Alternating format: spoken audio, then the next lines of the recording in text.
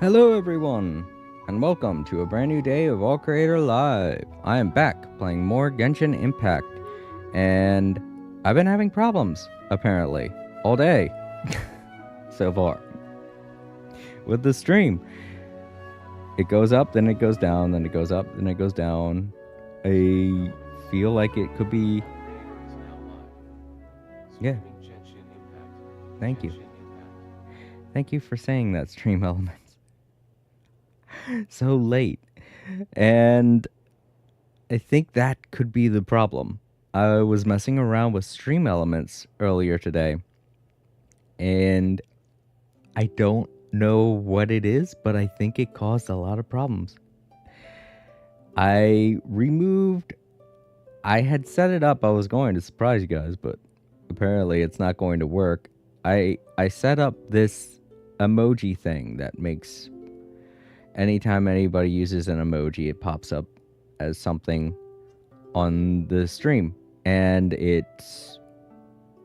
I think it was causing the stream to lag and crash.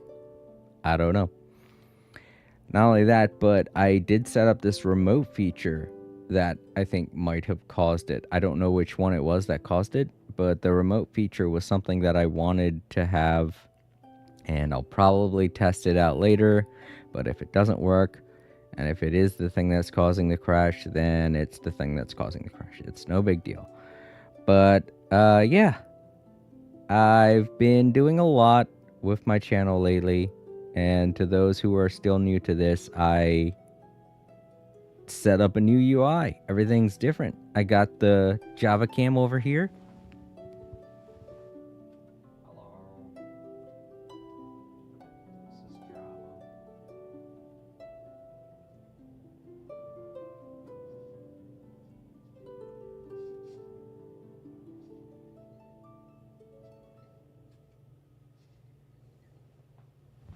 Yeah, that's Java.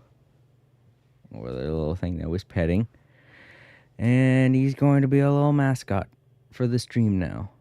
And I have no clue exactly how long the stream is going to last, but it's been up for longer than the other ones were. So I guess we're in the clear.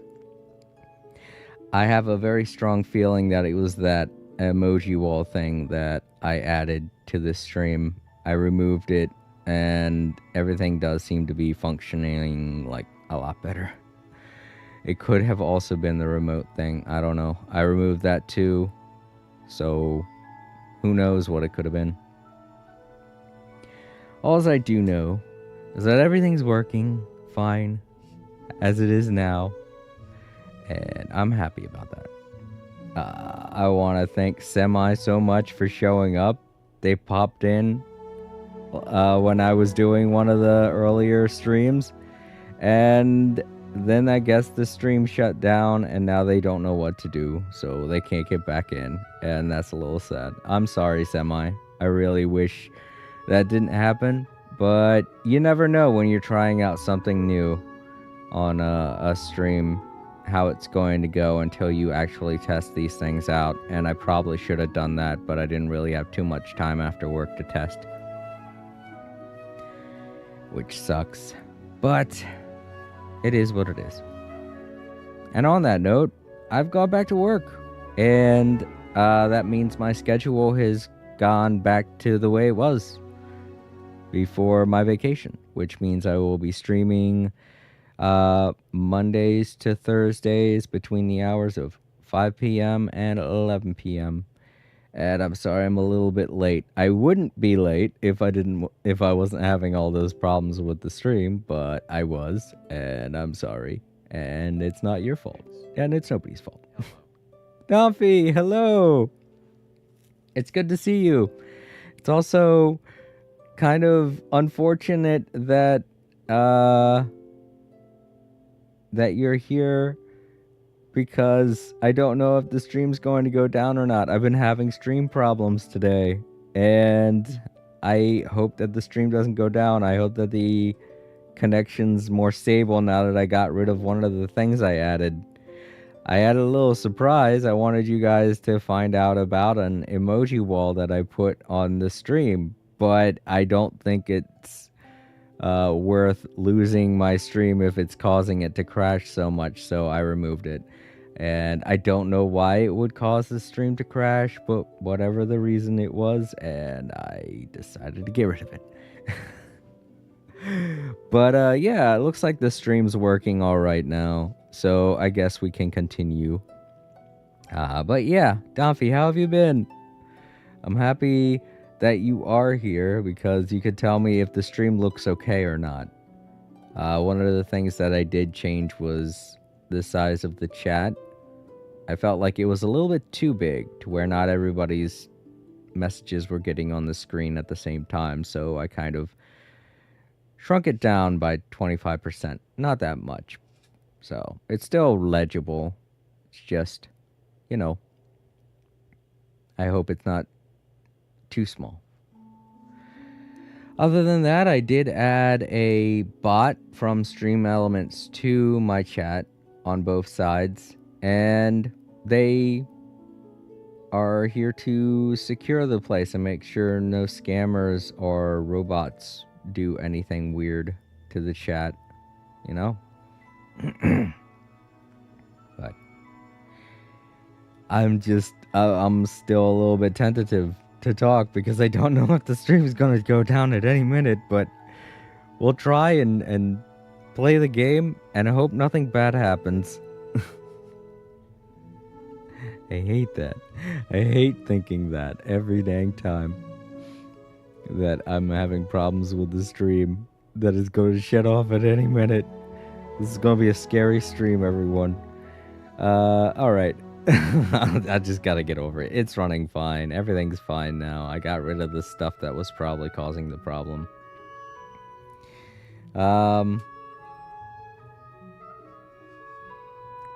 I'm hoping that Semi comes back. I don't want to make them feel like I ended this stream as soon as they came in. It was a little upsetting.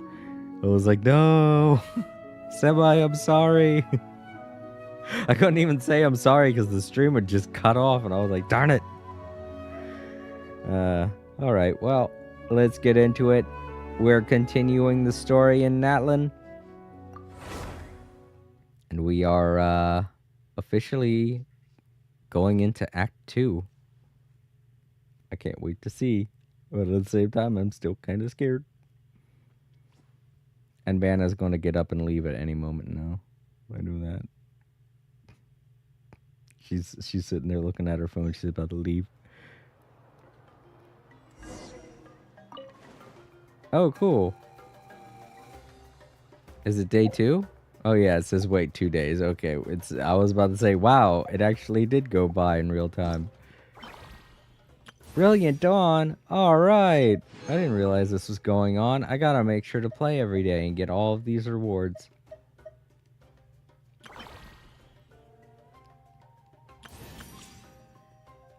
Did I do all the... Yeah, I did all the tests. Just familiarizing myself with everything that I did last time. Oh yeah, there's a new one of these. And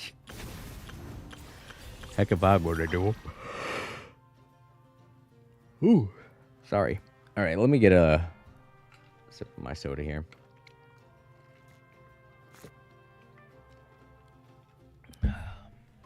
Wake me up a bit.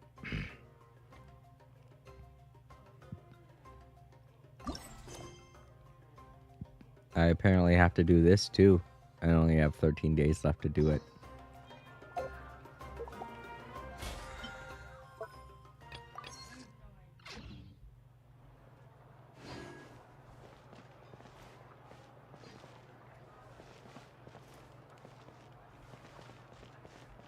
Happy dance.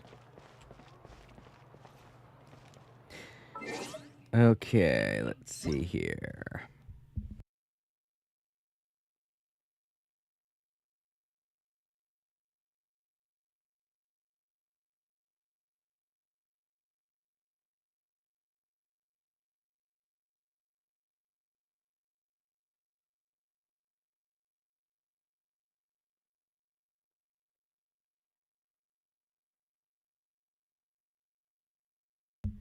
All right. Sorry about that. Man, anytime I get some kind of weird thing happening to the stream, I get so antsy to continue streaming. Part of me was thinking to myself, maybe I shouldn't stream. It just feels like such a bad omen, you know? But everything's working now, and I should be okay with that. I didn't think that adding a couple more things to my stream would mess it up so badly that that would happen. But apparently I was wrong. I guess I just can't have nice things. I get it, I am streaming from a laptop. It's not as powerful as, say, a gaming PC or something like that. But it's also been very reliable for the past 3 years, so I thought maybe you could handle it. But I am happy to see that everything's working all right now. I'm going to run some tests after I'm done the stream, so to anyone who's interested in sticking around for that, should be interesting. Not only that, but to those watching in on the archives, you're probably not going to get privileged enough to see anything like that, because I never keep my tests in my archives. Well, for one thing, there's really not much to them. There's never anything really to them. Okay, Steam, I don't like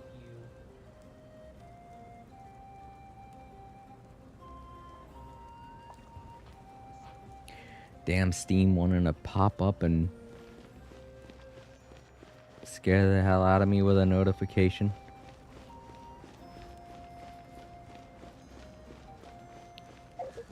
Where are we going to go, though? That's what I'm wondering. We're probably going to head back to, I didn't unlock this area, did I? I went to the, that's right, I went to the wrong one. I went to this one and I thought it was going to unlock everything over here. But it's this one that unlocks everything over here, which is weird. What is this? A red punctuation mark, that's new. I guess that's where I'm supposed to go for that one quest. There's another one up here. Oh, that's why they're red, because it's ignoring them. Right. Because they involve doing stuff that is outside of the quest that I'm currently on. I wonder when I'll be as tall as my big sister. Also, I want to test out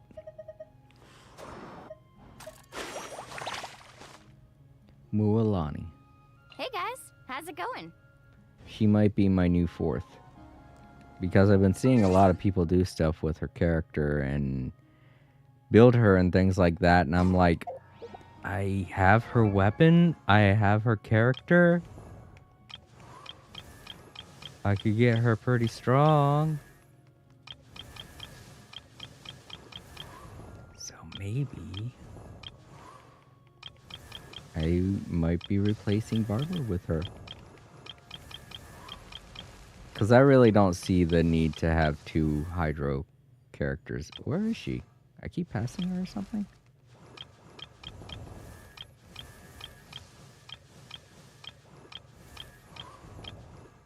Oh, that's right. Whenever you put someone in your party, they move up. Forgot about that. There we go. Sweet, just what I needed. Keep them coming. You're welcome. Somebody likes leveling up. And now we're gonna have to work to get these. Oh, we gotta beat up dinosaurs? I don't wanna. They're so cute. Whoa. Spray feathered gill. I think that's something I have to collect for beating up a monster. And what is this? Oh, these are for beating up those guys.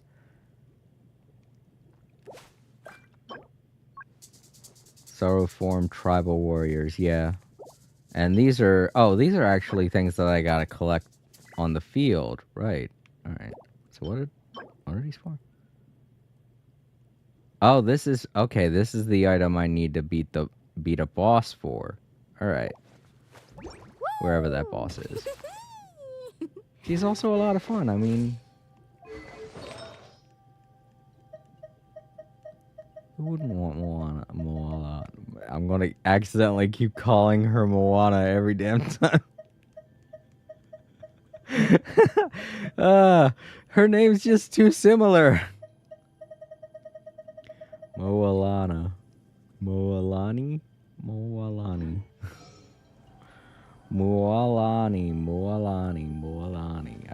I gotta get it ingrained in my brain.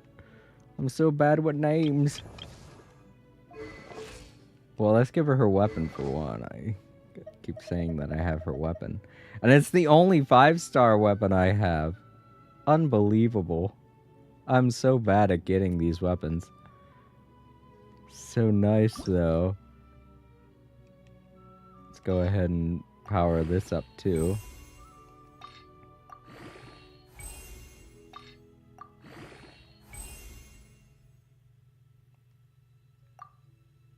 Ooh.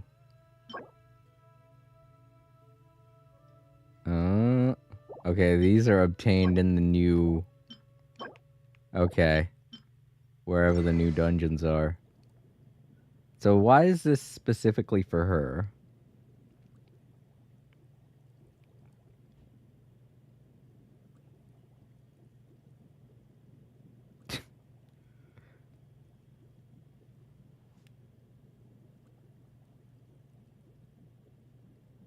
Okay.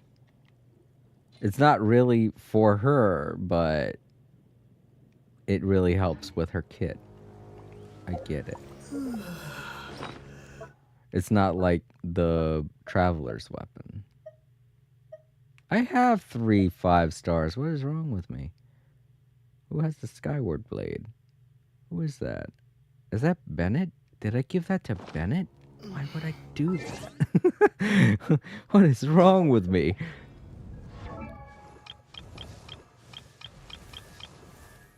Where is Bennett?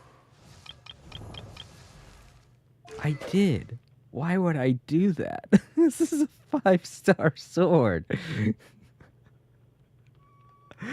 Whatever, I don't have too many sword users, so...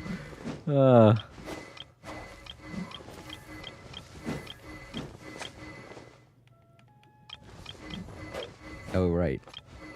I have my character here. And he has a 4-star weapon. I don't think this would help him out any more than it could be.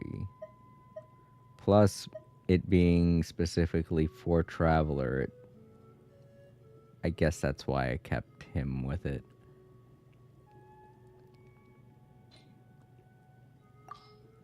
I forgot I had that. Oh, that's right. We got that by doing a quest, didn't we? I forgot. Tanari, he's the one I wanted to give that weapon to.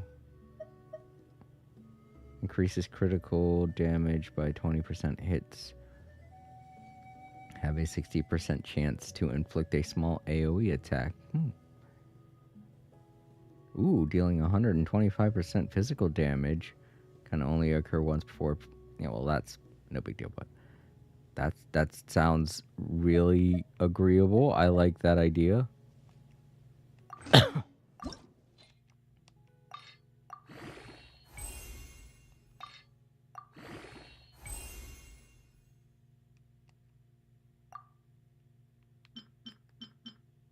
I used to have a lot more of these.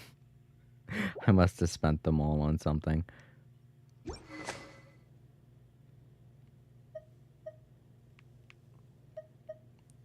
I guess I should swap back then. And work on that weapon a little bit more before I give it to somebody. I gotta give it to him. Because he's my only archer. Somebody's marking something. Does she mark stuff on the map?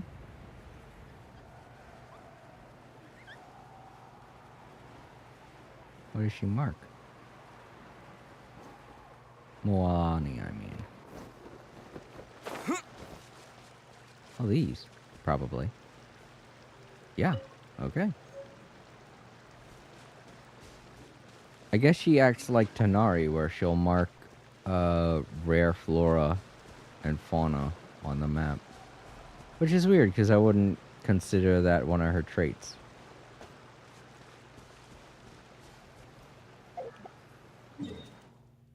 Sorry, I'm still just looking at my chat, making sure everything's still functioning okay. You know what? That static on the TV, I'm just gonna shut it off. I don't have the remote control thing anymore, which is what I was using to do that. So I'm gonna have to get up.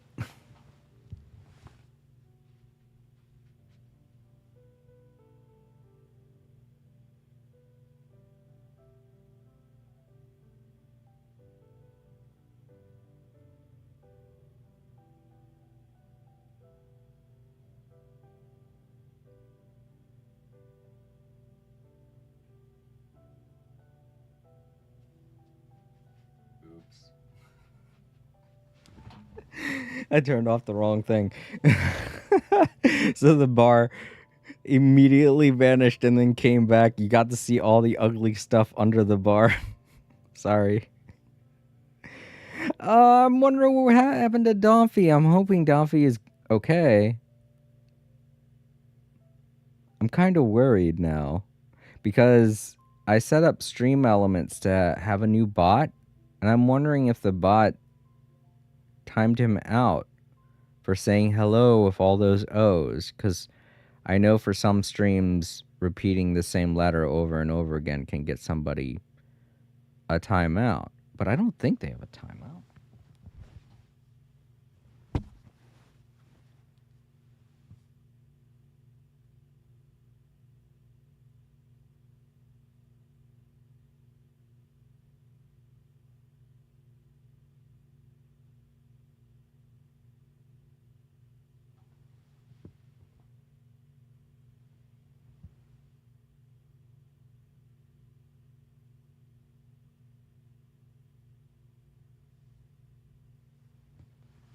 Yeah, I think they're okay.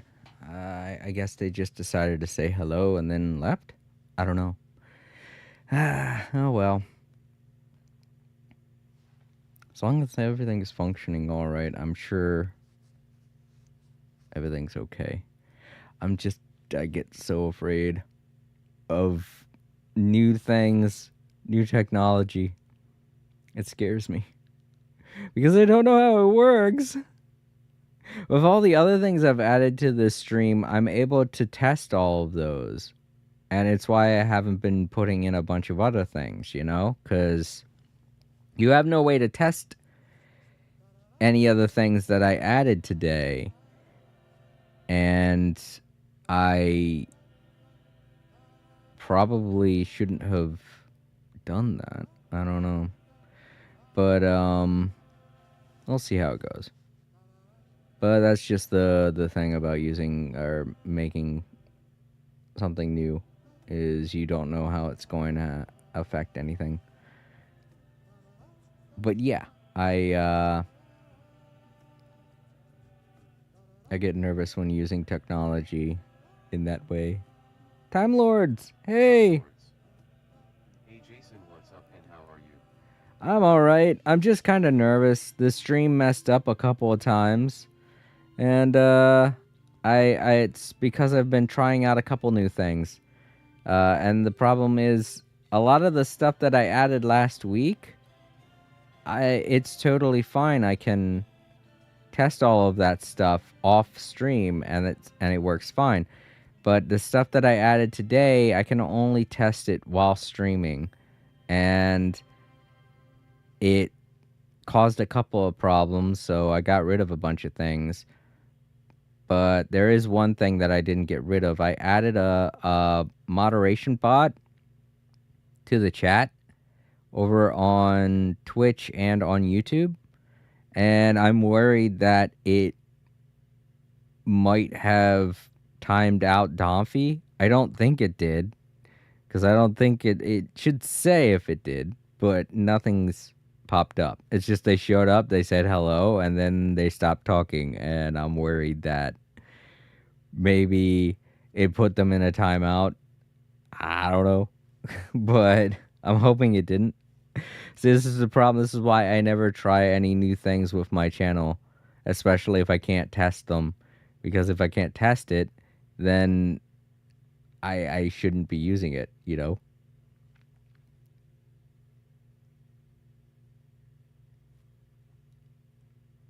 Time Lords? Oh, crap. I don't know what's going on. I may just get rid of the dang bots, the dang moderation thing.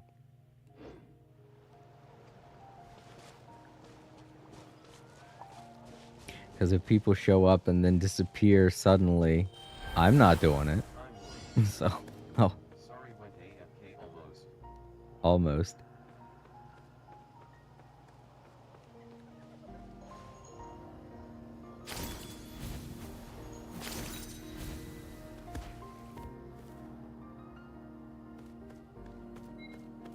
Time Lords. It's hard to think of an answer. Oh no, you're alright. As long as you can answer. Oh, there was a challenge? I didn't realize there was a challenge going on.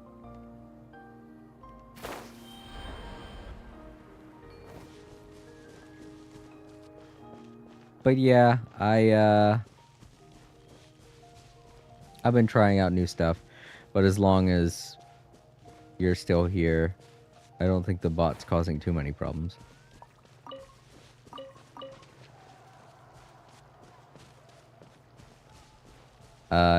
In case you didn't hear me say it earlier, I have a moderation bot on my chat now that I'm trying out, and I'm worried it might have gotten rid of Domphy because they popped in and said hello, and then they just stopped talking after that. And I'm thinking it might have gotten rid of Domphy. I hope not. And if it was just because they said hello with a bunch of O's, I'm like, why? Why would it get rid of someone for saying hello like that? I get it, they used a bunch of O's at the end of hello, but that's not anything you should be banned over. Oh well. I certainly hope that that's not what happened. And that Domphy just came in, said hello, and then left. Decided to leave.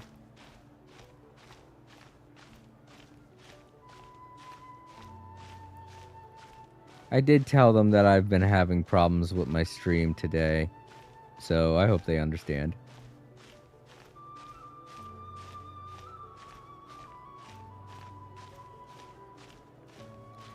That's why I never try new things.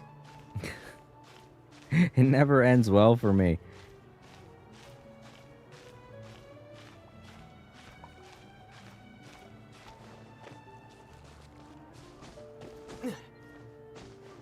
Hello there. Waypoint.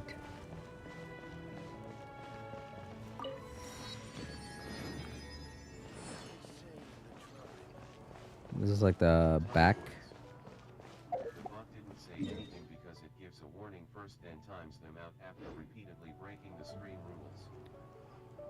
Oh, okay. Is that what it does? Alright, so maybe it didn't get rid of Domphy. Well, that's good. Thanks. That's very reassuring, Time Lords. I've never really used a moderator bot before. I gave them permission and everything, and I was like, oh, I hope this doesn't come back to bite me in the butt. Oh, this door doesn't want to open. Wait.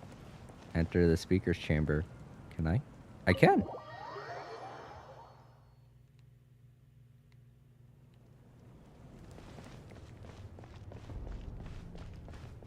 Nobody's here, though. You're using stream elements, so it would leave a notification if something goes wrong. Oh, alright. Good. Thanks. I would think they'd do that, you know, because I've never used one before, so I didn't know if they would or not, but part of me was thinking that they'd do something like that. They would say something along the lines of, whatchamacallit, person has been timed out for such and such reason. Much like when on Discord, when someone gets banned or their comment gets held, it alerts me to that.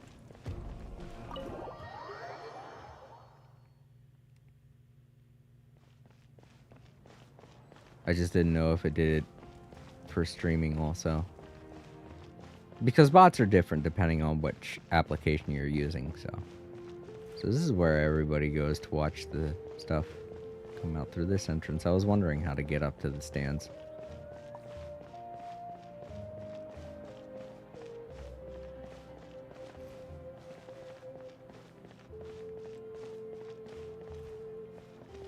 But as long as the stream's working fine now, I shouldn't be too worried.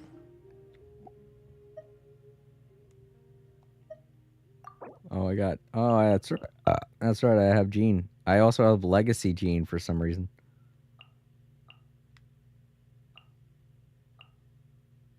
Oh. Her second outfit, right. There you go, Paimon. I forgot they have avatars for the different outfits.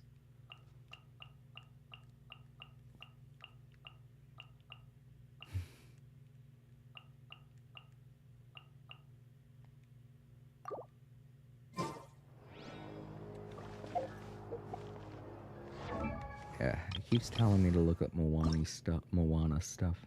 Moalani stuff. I keep saying the wrong name. I'm so terrible. It was a good movie. It's hard to forget.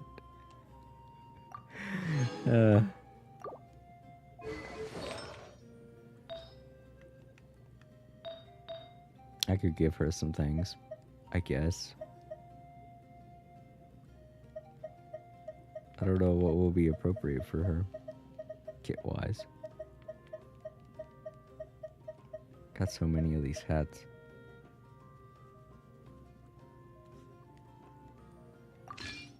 Let's go with Wanderer's Troop things. I must have a bunch of them. I think I know why, too. Don't you get these after you beat the... You get Wanderer's Troop stuff after beating the dancing duo.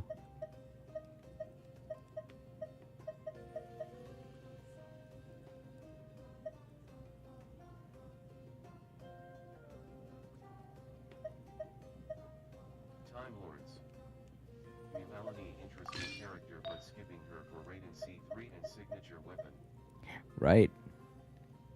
Good idea.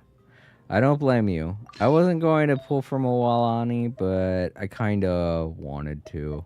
I gave in and I said, okay, I'll do it.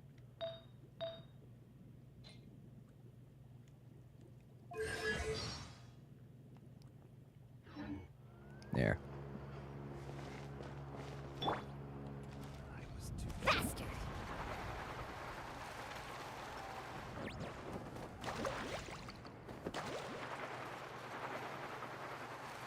This meter lasts a really long time here in Natlan. And it goes away when that stuff is gone. Carving waves. And then just naturally it's got this. I don't blame who she serves.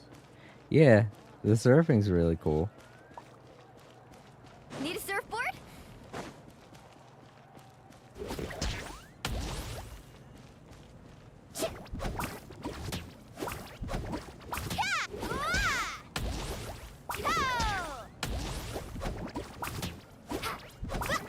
I also like the little animations that she does with the way her arm moves and stuff. Like, she moves it really, really fast, like a cartoon character. Very unique animations for her character. Let's ride. Her character specifically, too. I don't know what the motivation was for making her character's animations be so much more different than a lot of other characters, but I like it. I like it. And I hope they continue doing that.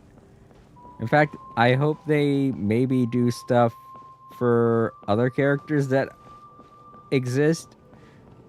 Like, for instance, Ito. I can totally see him doing some cartoony antics.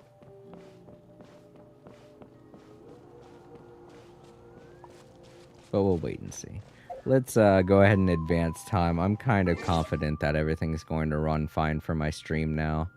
I do wish that I could use that controller thing because it made moving between the scenes on my stream a lot easier.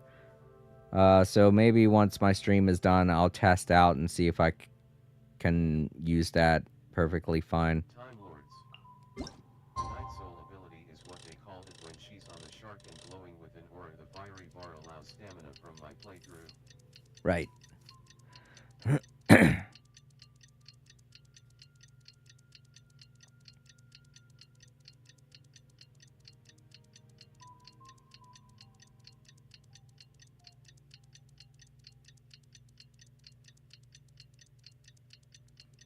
Also, Time Lords, can you see the chat all right? Can you read the words and everything on chat? Because I shrunk the letters down by about 25%. I didn't shrink it down by that much, so it should still be legible.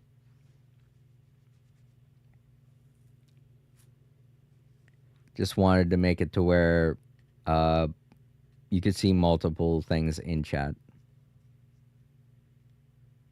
Time Lords. Yeah, I can. Okay, good. Thank you, Time Lords. Alright, let's see what Paimon has to say. Take a walk around the people of the spring. Okay. I'm gonna go to the stream. I'm gonna go to the springs and just walk around some people. I guess.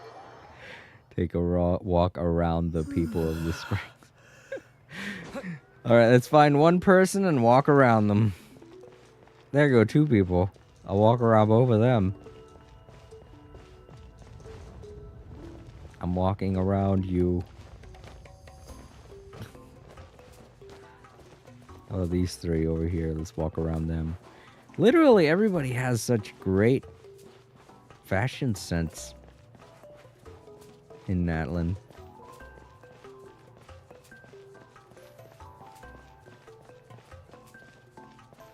It's neat to finally go to a place where everybody wants to dress different.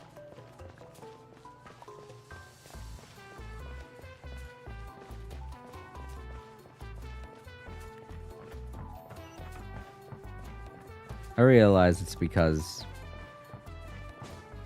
the earlier days of Genshin Impact, they didn't really have the budget to think up all these different types of outfits. So I'm glad to see that the game's improving on that note. And who knows, they might update a lot of NPCs.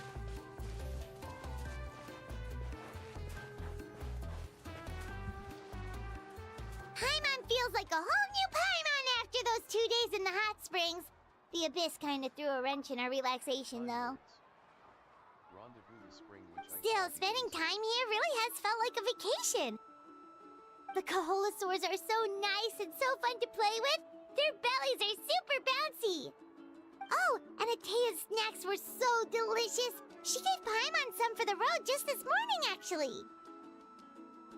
Yelling at some kids who got caught throwing stones in the hot springs, so not much has changed since we first met her.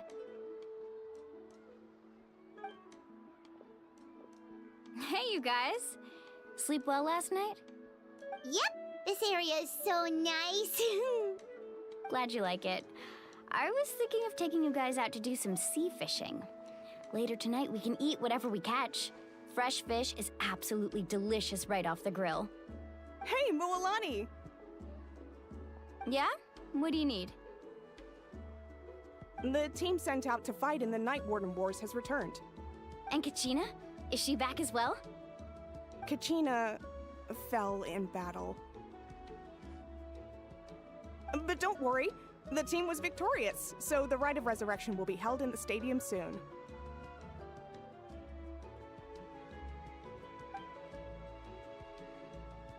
That's a relief.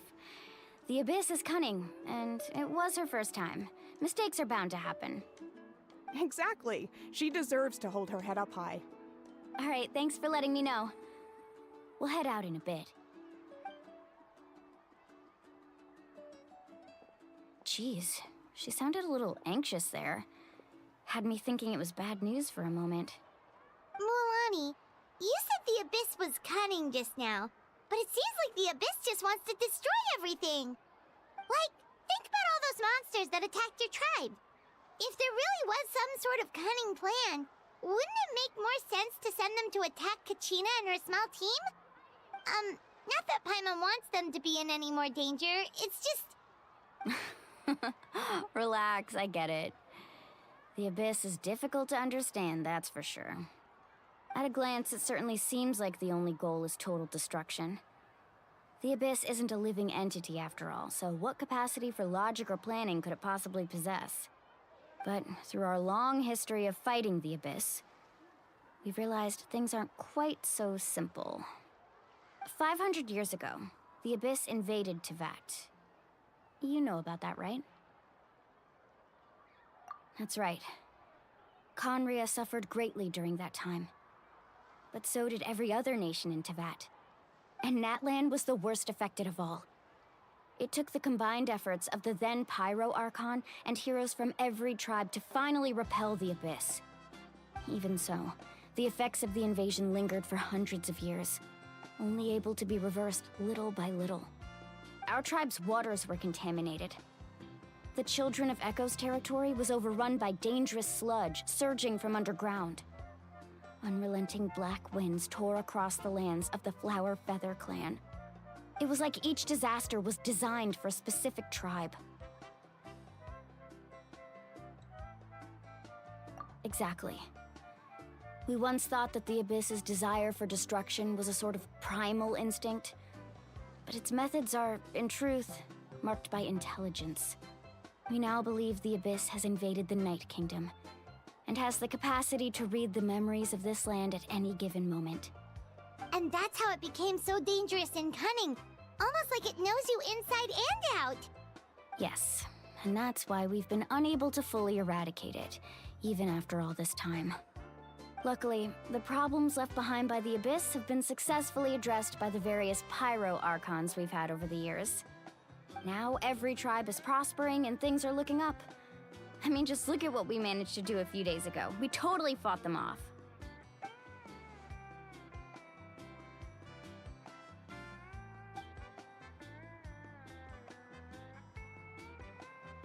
You must have had to sacrifice a lot to get to this point. Every battle, every sacrifice is in pursuit of a future where we get to stop fighting. Responsibility, duty, unavoidable burden. Everyone in Natlan views the war differently. But I believe we will be rid of the Abyss one day. And the efforts of all who fought against them will become a story for the ages. To think that my name could survive in ballads passed down to future generations, it's kind of romantic. Everyone has something that drives them forward, you know?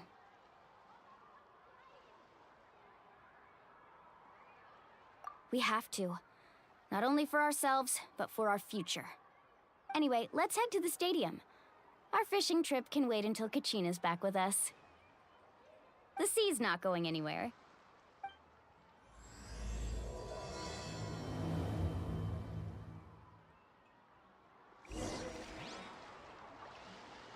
All right, and that kicks off Act 2. Nom nom nom nom. Popcorn.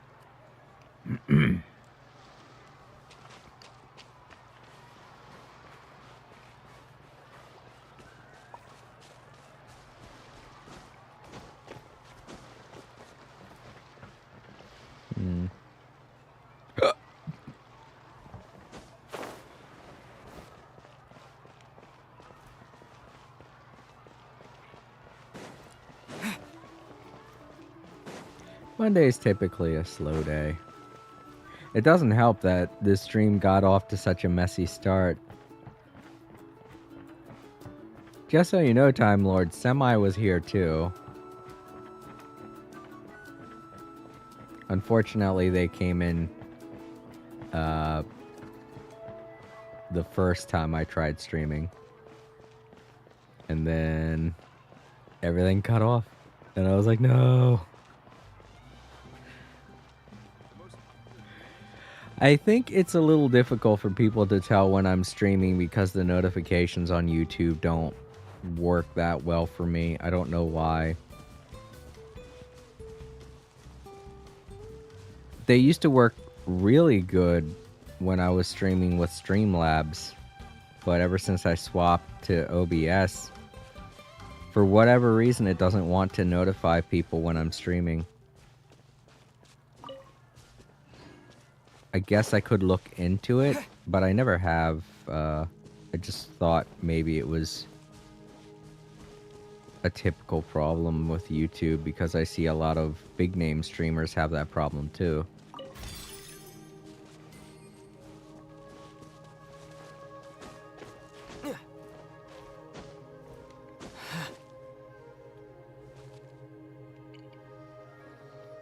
There are a lot of reasons why a lot of people tend not to use YouTube for anything, streaming wise. Well, that's because mostly, first and foremost, this is a video, a content-driven platform, not a live streaming platform.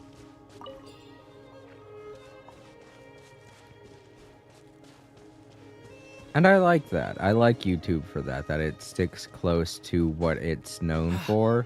Because if it tried to put its eggs all in one basket, that would probably be a bad thing. Because then we'd be seeing the kind of problems that Facebook has when it comes to controlling their security and things like that. Because they try to be everything socially, it causes a lot of security breaches because they want to be a music platform, they want to be a gaming platform, they want to be a video platform, a social media platform, a dating platform, and they don't realize that there are people out there, specifically, their job is to try and get people's personal information through those sources. And if you try to put all of those sources into one platform, just making more and more problems for people. Sure, they only have one place to go, but when you only have one place to go, everybody that's trying to get your information is going to go there too. So you don't just have the people trying to do phishing scams on music or dating or social media platforms. You have people that are wanting to do phishing scams in video and streaming and whatever else Facebook does. Gaming, that's the other thing. So you don't just have 3 problems, now you have 6 problems. And it just keeps adding up from there.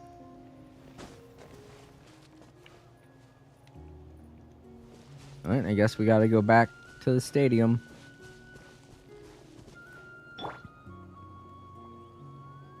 I wonder if I could fly there from here. Oh no. Oh, okay, never mind. That's... I thought for a second that was one of the things. Whatever they're called.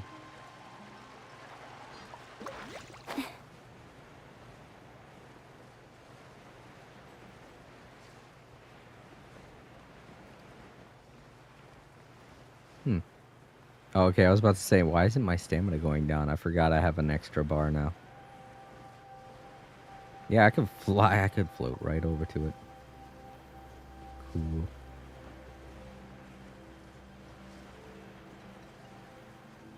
Look out, here comes Moalani.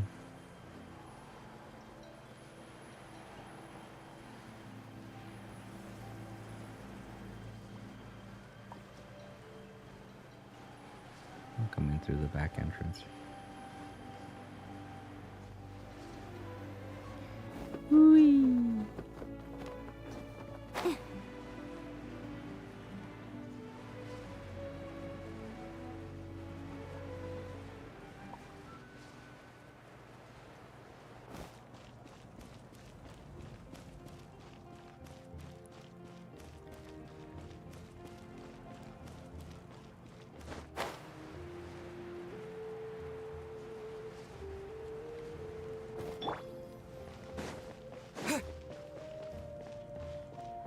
All right, let's see what we got. What's up next in this story?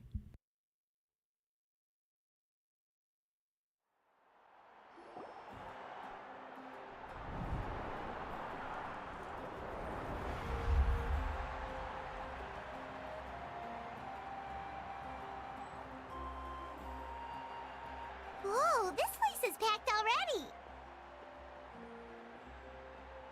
Of course. No one's gonna miss out on the chance to welcome our heroes back from battle. It's their moment of glory.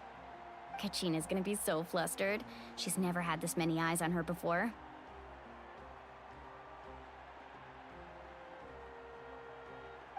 Yeah, she doesn't seem like the kind of person who likes being the center of attention.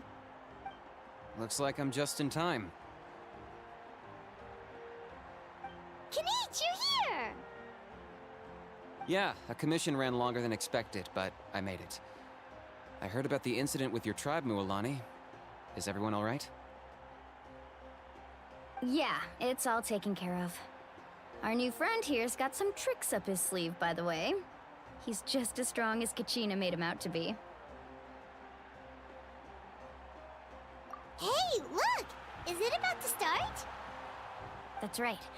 Someone will come out and recite a eulogy, and then we'll sing the Ode of Resurrection together. Come on, let's find a spot with a good view. When the singing starts, just follow my lead and you'll be fine. Let's go somewhere higher up so Kachina can spot us.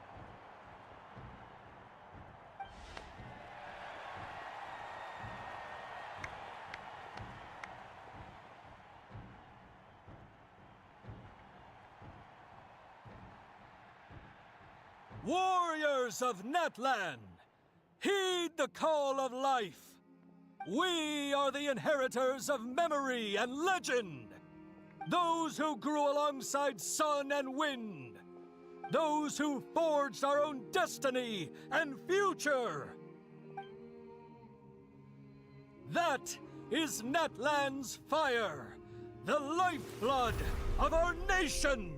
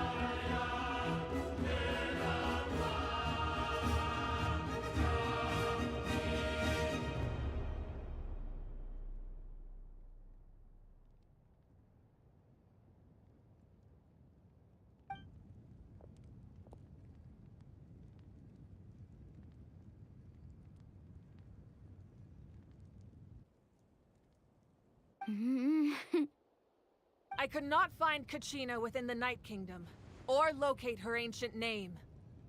What? What does that even mean?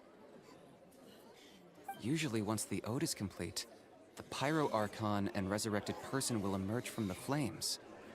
But something went wrong. What's going on? This has never happened before.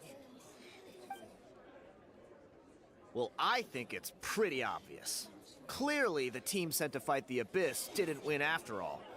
Think about it. The Ode rekindles all victors. We've witnessed it countless times. Since the Archon couldn't find Kachina in the Night Kingdom, that must mean there's more to this victory than meets the eye. Hey! You just haven't gotten over the fact that Kachina beat you in the pilgrimage! Pathetic. The both of you. Your wild guesses are misplaced. We completed our mission. Maybe you did, but who's to say whether that little girl even contributed at all? Maybe she got scared and ran off. Why would the YUB recognize someone like her, even if she was on the winning team? How dare you insult a hero of Natlan like that? Kachina sacrificed herself to repel the Abyss. She doesn't deserve to be subjected to your vile rumors when she's not even here to defend herself. Calm down, Mualani. There's no point arguing with the likes of them. I can't just sit here and let them slander her like that. To insult a hero of Natlan, the person actually has to be a hero. You... Think about it, everyone. Who do you think is really at fault here? A girl who never should have even gone to war? Or the great Pyro Archon? Why would the rules of our nation suddenly stop working? That's true. If she wasn't revived, it must mean she failed to achieve victory. Maybe the YUB interpret victory in different ways? I mean, that girl didn't look all that strong to me.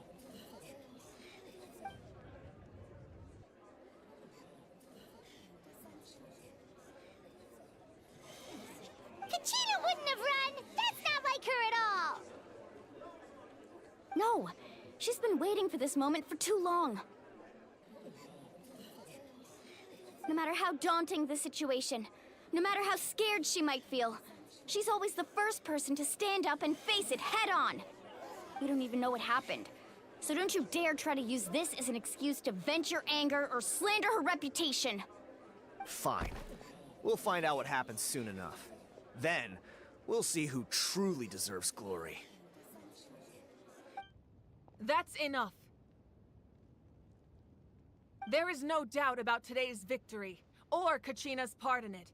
She is a hero worthy of our admiration and celebration. However, the failure of today's ceremony is undeniable. Kachina has not been rekindled, and I offer you all my deepest apologies as I continue to investigate this matter.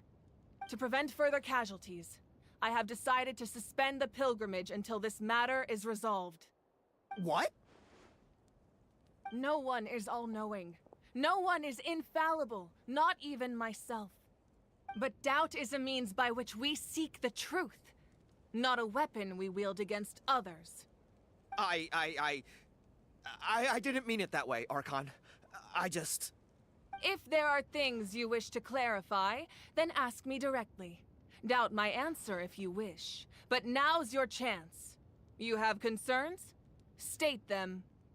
No, of course not. Even though I have said nothing to change your mind, then it would seem the truth never mattered to you at all. That guy doesn't even have the courage to answer the Pyro Archon's question. So much for all that glory talk earlier. I have a question, Archon. My friend Kachina. Do you have any idea where she is? It's extremely important to me. I know you said you were investigating the situation, but I'm sorry, that's not enough. I've already shared everything I know. If you want to learn the truth and rescue your friend sooner, you should join the investigation. So, what do you say? Of course I'll join. In that case, come see me in the speaker's chamber. We should join them. Oh, and if it's not too much trouble, could you drop by as well, Traveler? I'd like to have a chat. Rest assured, everyone, I'll keep the tribal chiefs informed on the progress of the investigation. Once again, I apologize for the outcome of this ceremony. If there are no further questions, let's part for now. Did she just ask us to come along? I believe she did. Let's go. I'd like to know what's going on myself.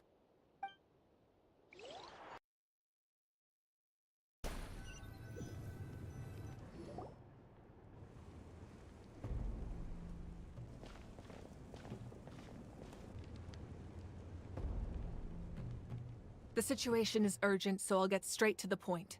Kachina is undoubtedly a hero of Natlan, and I'm deeply sorry this happened to her. There's been unrest in the Night Kingdom, but I don't know what's causing it. As a result, I've been unable to track down her location. Until we find and address the cause of the unrest, the Ode of Resurrection will continue to be ineffective. And that means Kachina won't be able to come back? That's correct. Not until the problem with the Night Kingdom is resolved. How long will that take? It's hard to say. Kachina always dreamed of fighting the Abyss, of doing her part to defend Natlan. She wasn't afraid of death because she knew, if it came down to it, the Pyro Archon would be there to bring her back to life. Whenever we sat down together, exhausted from training, she would always hum the Ode of Resurrection. She was supposed to come back to us. We were supposed to hug her and celebrate with her and share her joy. We supported her every step of the way, but what are we supposed to do now? Sit peacefully and wait for her return? Lose ourselves in grief over her death? Tell me, are we her friends? Or her murderers? That's not fair, Mualani. It's all right. I understand your rage and your grief. Kachina's life means a great deal to me, Mualani. Believe me, I want to bring her back as soon as possible. I would give you that peace of mind if I could. But please, hear what I have to say so I can at least give you a broader picture of the issue we are now facing. Considering the recent attack on your tribe, I believe the Abyss has found a new means of undermining the rules of our nation. You mean... The Sacred Flame. The foundation of our resistance against the Abyss. If we continue to hold the pilgrimage and send teams to fight the Abyss, there will likely be more casualties. But if we stop altogether, the Sacred Flame will only grow weaker. The Abyss will scale up their attacks, and the tragedy we saw with the people of the Springs will only be the first of many. If we compare the two choices, the former seems to be the lesser of two evils. Sorry, I know that may sound harsh, but I bear the name Malipo. Weighing the costs is my duty. The raw truth can be cruel. But we need to understand it if we want to approach this rationally. But what would you say, Mualani? This is personal for you, and unlike Kanich, I dare say it's not a simple case of weighing up which course of action is less painful, is it? No. I can't choose between them, and I don't want to. Saying that one is preferable over the other is disrespectful to the people who suffered. You're saying it doesn't matter whether I suspend the pilgrimage. The consequences will be equally painful. Yes. What happened to Kachina breaks my heart. But I couldn't bring myself to sacrifice other people for her sake. And that is the crux of the problem. It's not simply a matter of choosing the lesser of two evils. Either way, there will be people who suffer. And the end result will be the same. Belief in the pilgrimage will waver. Once doubt has crept in, the people will no longer unite in battle against the Abyss. And that is exactly what the Abyss wants. Their ultimate goal isn't to break the rules that make the Ode of Resurrection work. It's to destroy the people's faith in them. To prevent what happened to Kachina from happening to anyone else, we need to suspend the pilgrimage. So that is my current plan. And in the meantime, I've made efforts to strengthen each tribe's defenses. Then, we have to find another way of strengthening the Sacred Flame to keep the Abyss at bay. This won't be easy. I'll need time to figure out the best approach. I understand your anger, Mualani, but I hope that provided some clarity at least. Wow. Paimon thought things were gonna get heated for a second, but the Pyro Archon took the time to explain everything so patiently. I owe you an apology, Archon. I let myself get carried away earlier, and I'm sorry. You're right. We need to focus on finding solutions. We could always hold the pilgrimage without sending a team to fight in the Night Warden Wars.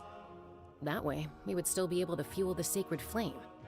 I've considered that, but the two events have nearly always been linked. Without the chance to fight the Abyss, pilgrimage rankings lose their prestige, and competitor numbers will drop. With fewer participants, the amount of contending fire produced will decrease, and the vicious cycle will continue indefinitely. So, essentially, the Abyss is taking Kachina hostage. You've learned about the concept of ley lines during your travels, yes? The Night Kingdom is something similar. Staying there for a short period of time shouldn't have an effect on the person. But with the Abyss in the picture, it's a different story. Your sense of self will be devoured until eventually you become one with the Sea of Souls. Imagine pouring a cup of water into a rushing river. You can try to scoop up another cup, but there's no chance it will be the same water you had before. I won't sugarcoat it. That is the danger Kachina is currently facing. Just like you said, Archon. Both of these problems need to be addressed. You can focus all your efforts on dealing with the Sacred Flame. I will go search for Kachina. The Abyss poses the same threat to you as it does to her. It is very possible you will not return. Knowing that, do you still choose to go?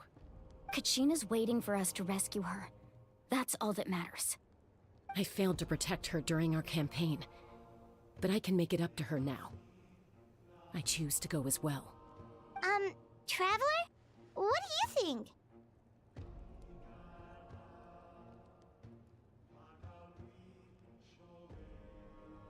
Understood. Then I'll support you in any way I can. The Masters of the Nightwind have a technique that can extract an ancient name from the ley lines. If we can find Kachina's ancient name, I can use the link between them to pinpoint her position within the Night Kingdom. Then comes the hard part. You need to visit the Night Kingdom in person and rescue her. But isn't the Night Kingdom a land of souls? Can we even go there? Under normal circumstances, only the consciousness can enter. But there is a way to go there in person. However, know that the Night Kingdom will attempt to repel you, and the Abyss certainly won't leave you be. That's fine by me. Same here. Fighting the Abyss is nothing new for me. So, Paimon's the only one who's scared? Well, if you're going, Traveler, Paimon's going too. Citlali of the Masters of the Nightwind once created an artifact that can be used to communicate with the Wyab. We call it the Spirit Speaker Stone. It was originally used as a ceremonial artifact wielded by the tribal chiefs, but that spiritual quality also means it can be used to search for an ancient name. That was the artifact I delivered to the Scions of the Canopy a few days ago. Didn't think I'd be hearing about it again so soon. Thank you so much for your help, everyone. Your thanks are unnecessary. I will offer you whatever aid I can, but your fellowship and courage are what will truly decide the success of this operation. Besides, you're the ones helping me. I can only focus on one thing at a time, after all. Traveler, I certainly didn't expect our first conversation to be so serious. I've heard all about your accomplishments. Ever since you arrived, I've been hoping to meet you and offer you Natlan's highest level of hospitality. Why? Why? Is that not what happened in the other nations you visited?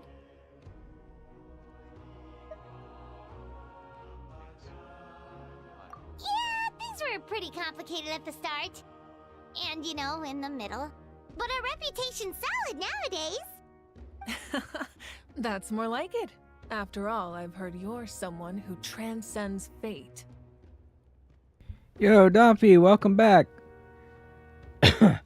Was a bit worried there. I have some new security set up and everything. I don't really know quite how it works yet. Because you said hello with so many O's, I was worried that the security kicked you out for spamming O or something. And I was like, oh no, please tell me it didn't kick him out for that. That doesn't seem like something that would cause such an offense, but yeah. And you didn't realize it because, you know, you had just tuned in, but I was having a lot of problems with my stream earlier because I decided to add a couple of things like a dummy. And I should have realized my stream was perfect the way it was. Perhaps even more than you can imagine. But we can talk about that some other time. Ideally, this would be the perfect night for a drink and some musical ambiance. But there are important things to be done. Oh, I almost forgot. Atea was wounded in the fight against the Abyss. She wanted us to give this to you. It embodies fond memories and my strength of will. That's what she asked us to tell you. She said you'd know what that means. I didn't think this day would come so soon. The flames of her life force.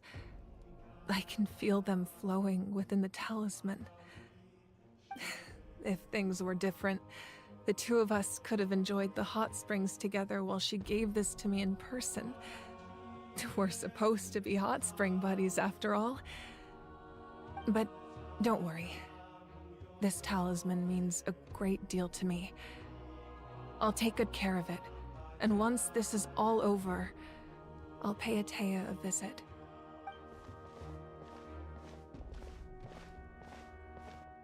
You said you didn't want to jeopardize the production of Contending Fire. But that's not at all why you decided to suspend the pilgrimage, is it? You're right. Even now, the production of Contending Fire is far from sufficient. The gradual corrosion caused by the Abyss has resulted in a massive shortage of pyro energy, and we're currently at the breaking point. As things stand, the pilgrimage is a lost cause. Suspending it allows us to save our strength to defend the tribes. The Abyss has brought catastrophe to Natlan, and Kachina's disappearance in the Night Kingdom is a direct consequence of that. We can't let the general public know that. No. If the public learned that Natlan's destruction was close at hand, there would be immense panic. But if I said nothing at all, they would have continued to question the integrity of Natlan's heroes. Another simple choice. The latter was clearly the better solution. But you chose otherwise. I have never subscribed to the belief that the right choice is the one with the fewest sacrifices. Let's go. There's still a way for the sacred flame to last a little longer. You mean? Yes. Come with me.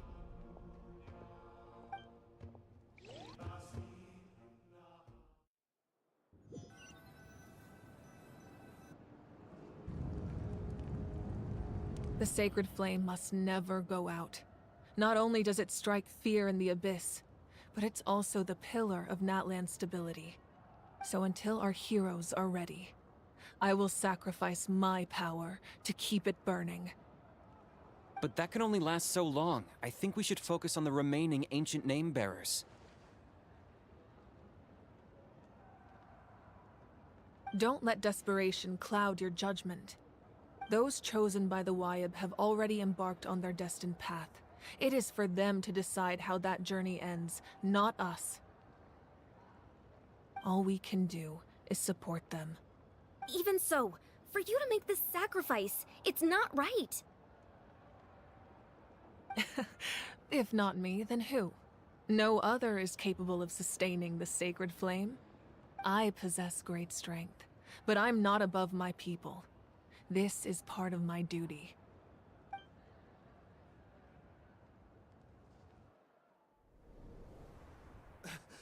Archon, it's the Fatui!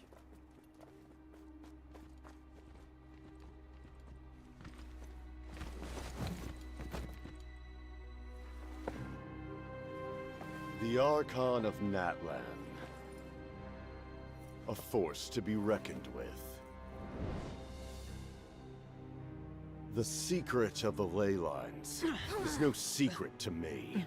Long have they been destined for ruin. And since the oath made 5 centuries ago remains unfulfilled, what use is the Gnosis in your hands? I don't know what you mean. But it sounds like this is about more than the Tsaritsa. In times of crisis, someone must pick up the mantle of salvation. Your plan has reached an impasse, and now it falls to me to create new rules for Natlan. But before the dawn of a new age, the old must be destroyed.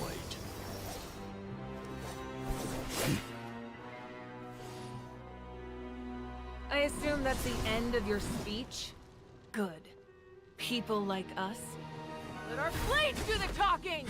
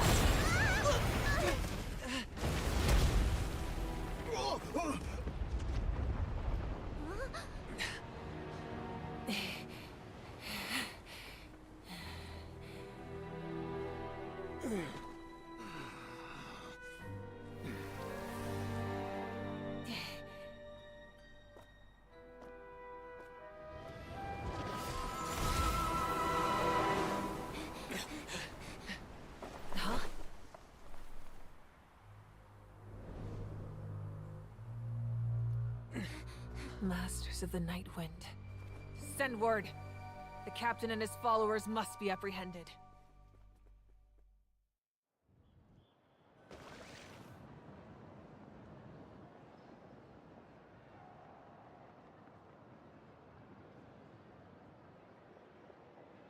Are you alright, Archon? He was a formidable opponent. Exactly what I would expect from the first of the Fatui Harbingers. I never imagined someone could match you in combat.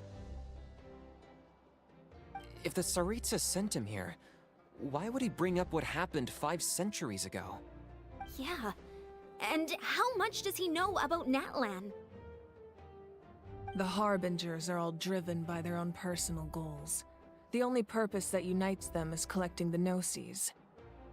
But I'm sure the captain has his own reasons for being here as well. Whatever his motive, we should shift our focus to the Fatui. If they attack again, and we're not prepared, we're done for. No, we're running out of time. The wound I inflicted should hold him back and weaken him for the time being. Besides, I'm sure you noticed, the power that came to his rescue just now came from the Masters of the Night Wind. In other words, there are traitors among us. Not necessarily. This could prove to be a very valuable turn of events. When we exchanged final blows, I sensed an unusual presence within him. I'll need to investigate further. Kanich, go to the Masters of the Nightwind and look into who could have aided the captain. Speak to Seat Lali. She should know. Of course, I'll head out right now. Do you still intend to... Yes, but fear not.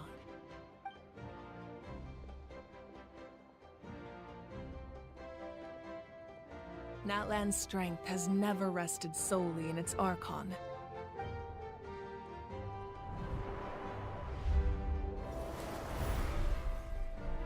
Together we foresaw the only path that leads to our nation's future. We must trust in that vision now.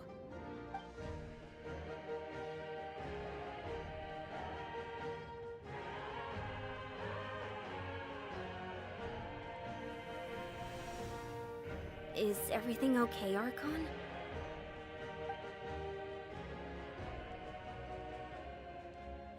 Completely fine. Just lamenting the fact that I never got a picture when I could still turn my hair into flames. Too late now. I just hope the others have a safe journey.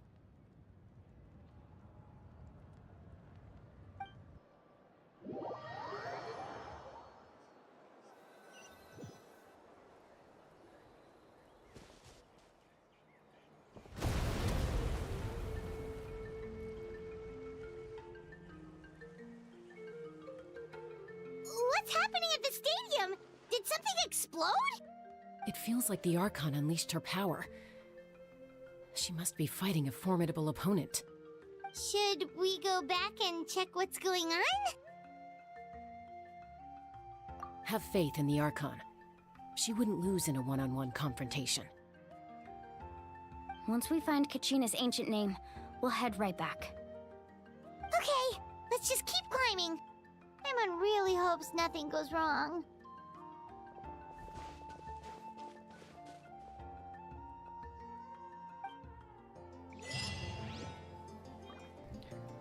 That was so cool. Man. I can't believe the Traveler missed it. The most epic cutscene in Genshin Impact history, and the Traveler didn't get to witness any of it.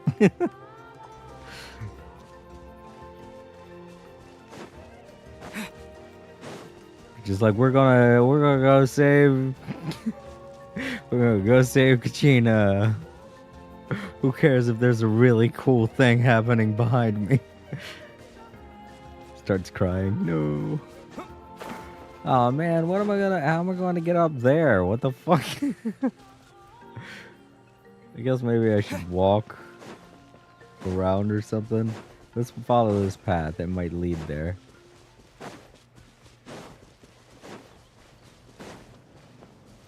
Again with the dragons that I don't want to fight because they're so cute.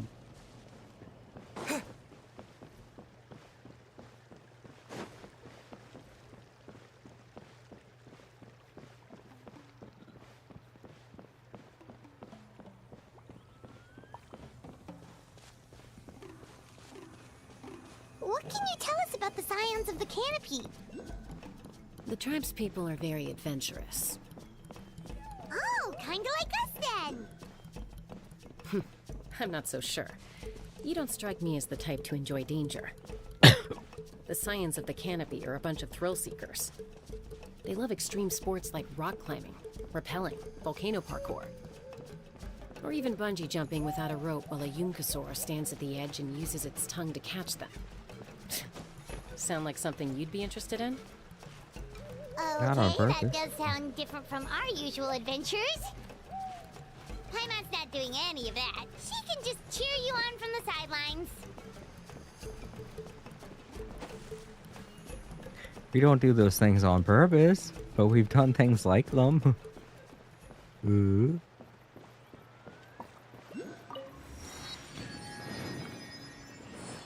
Picturesque. Ta-da.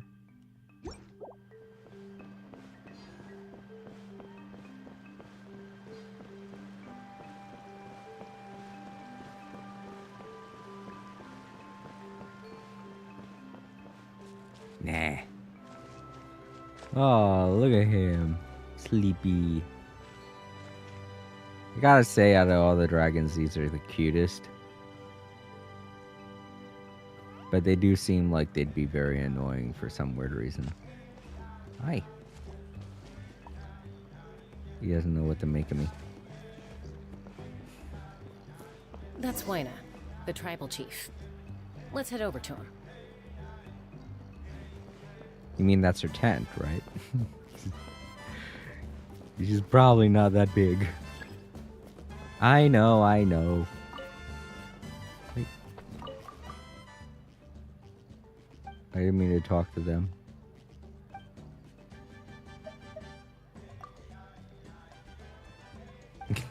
He got a point. That was probably the worst thing I could have suggested.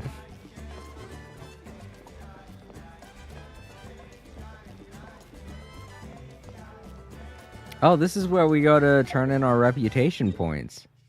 Okay. So they've kind of got a couple of things scattered about. So the reputation is turned in here. The Adventurers Guild is over here. Oh, there's reputation here too. There are different points of reputation in Natlan. Interesting.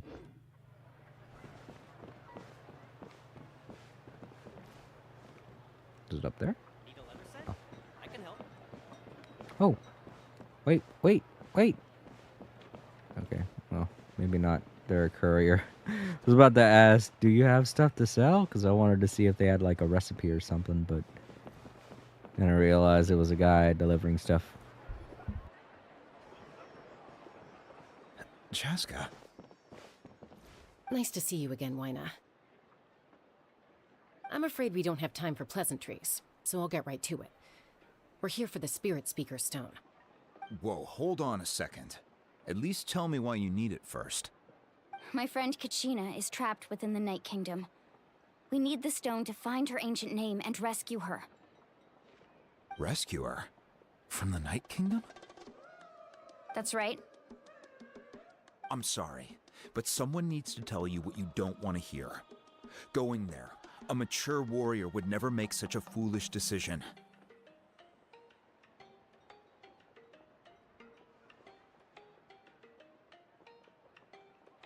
The nature of battle is unpredictable.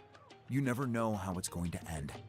Losing a friend is tragic, but when that happens, the best thing you can do is focus on how to prevent further casualties.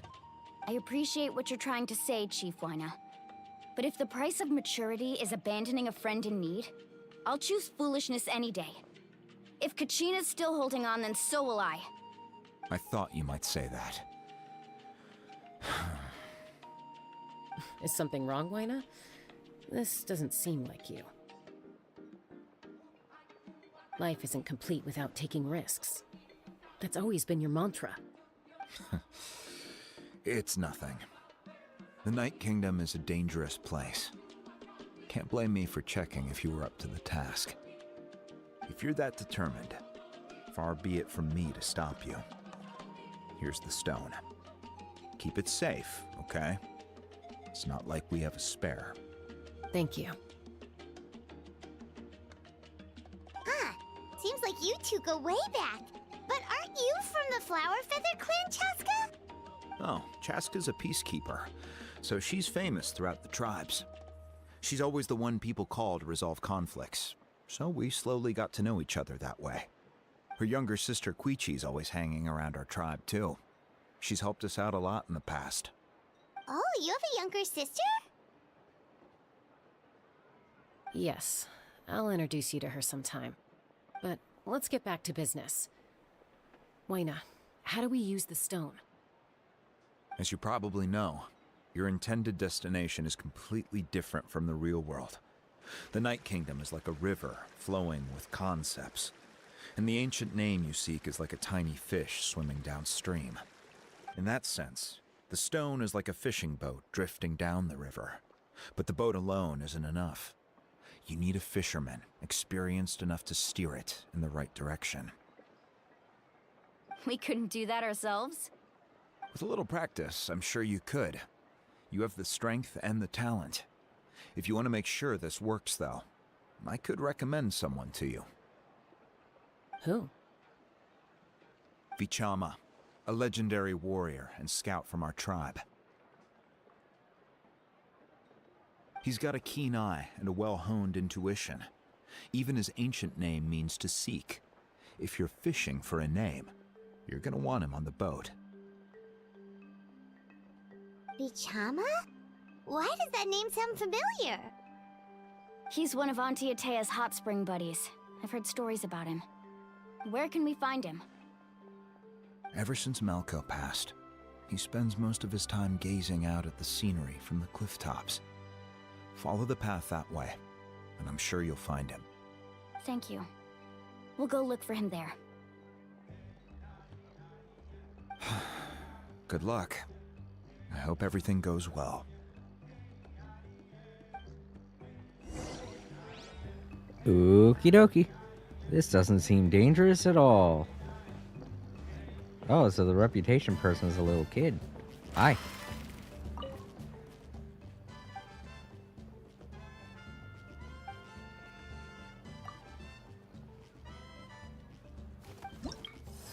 Oh, the way they handle reputations in Atlan is different too.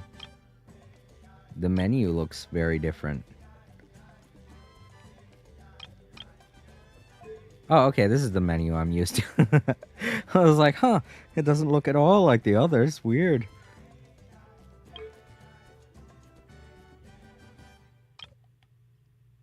It looks like they changed. You know what? I should probably go look at the others. Maybe they've changed it entirely. They might have changed it to coincide with the way Archon stories work. Because it feels like that's what they've been trying to do to get people to play the side quests, is they've been trying to structure them in the same way that they do with the Archon quests. That way, A, they seem important, and B, people can follow along with them in the correct order. Because I gotta admit, going through Fontaine, there were a couple of things that I did very out of order. And it probably would have helped to have had something like this to guide me.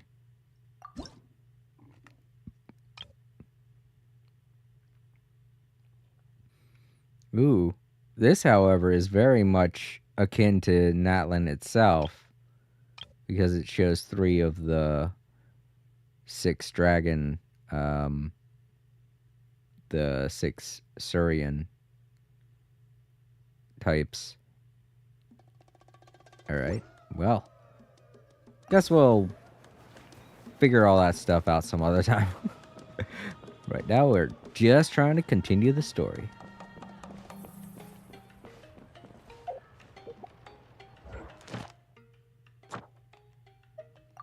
Go.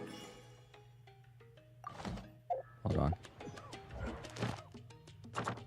Oh, right.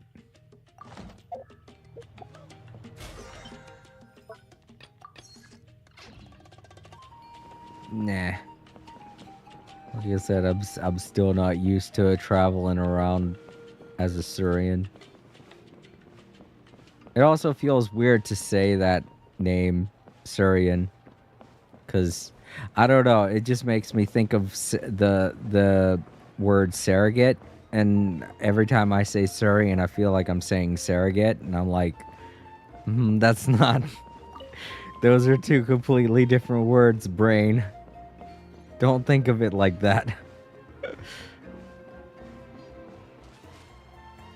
Oh, I don't know why, but the little jaw moving makes it look so cute. Whoa.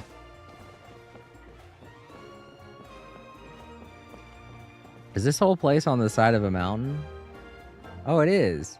Can I get to the top from here? It looks like I might be able to. I think I might be able to get there faster with as a Surian. I think that's what those sparkly symbols in the sky. Yeah. Let's do it then. I know I'm wasting valuable time.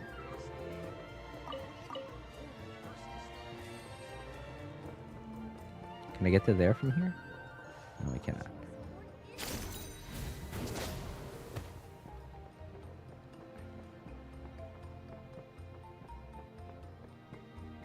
I can. Nice. Oh, there's a thing here.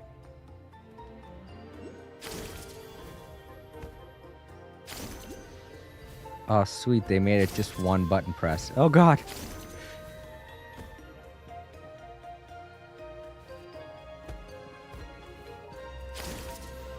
That's great. I was complaining about having to open up the menu.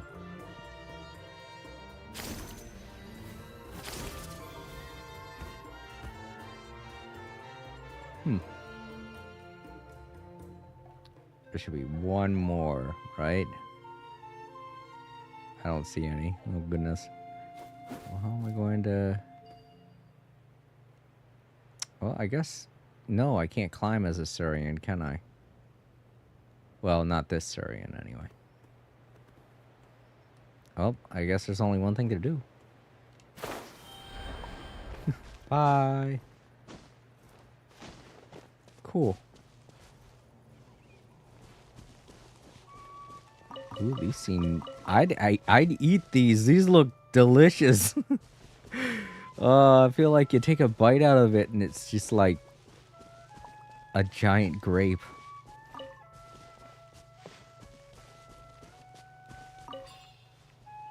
Don't know what that was. Rooster looking thing. It was a really nice high point, but it is definitely not the highest. Wow, look at that mountain over there. Big. I don't even think that's a mountain. I think that's a volcano. Oh, that's way out there.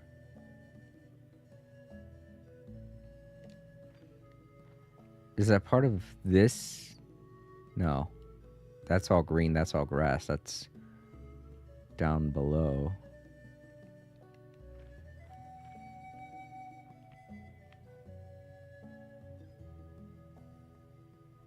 Oh no, I'm looking in this direction, so I can't tell because that part of the map's not open.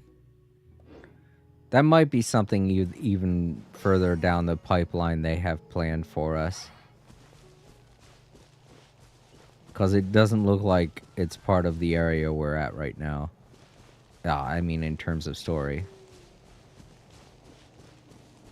Got these. Wait a minute, is this a lights out game? No.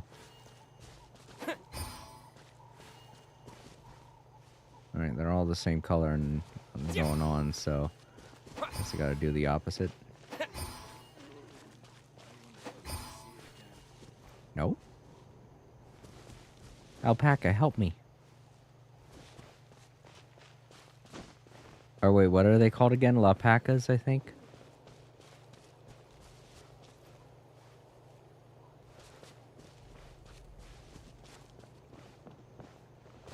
Alright, well, fine, then don't help. Wait. Green? Is that a clue?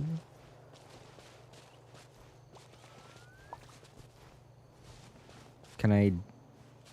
No, they just changed to red or... Maybe it's... I did not mean to hit you, I'm sorry. I'm so sorry, no!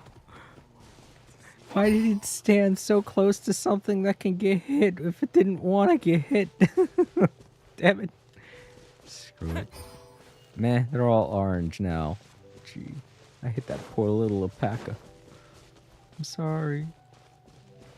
I'm sorry, alpaca, don't hate me.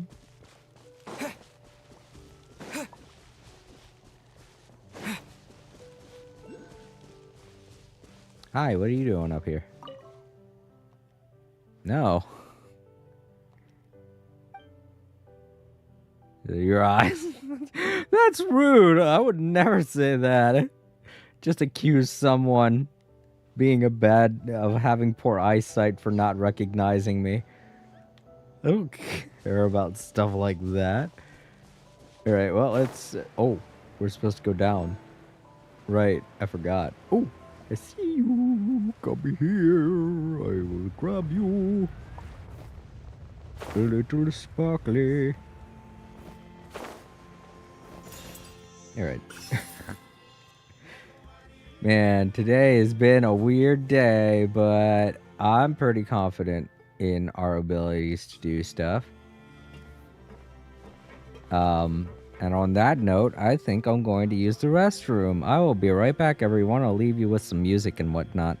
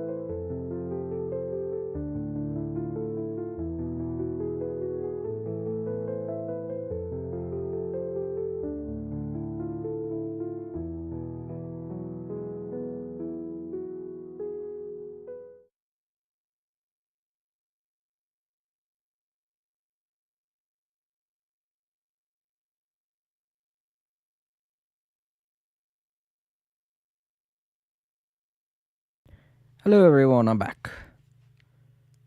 Whoops. Just realized I have some of these. That was a fun cutscene. Oh, excuse me. I know I don't I make it sound like I'm tired, but I'm not really tired. I guess my brain just needed oxygen. I don't know.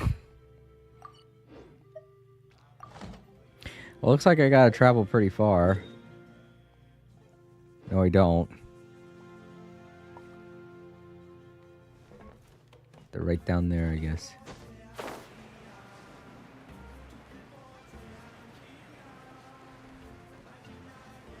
Somewhere around here.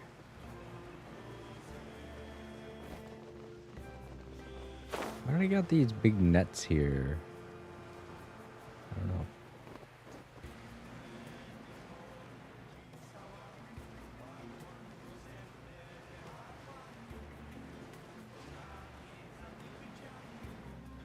Didn't he say that he was on the side of a cliff or something?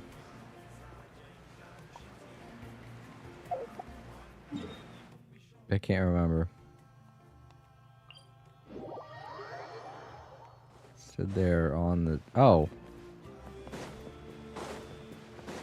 I don't think that's a cliff. I guess it's more of an edge. Edge.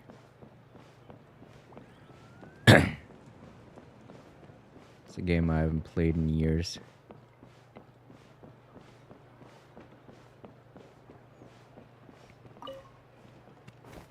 Catherine. It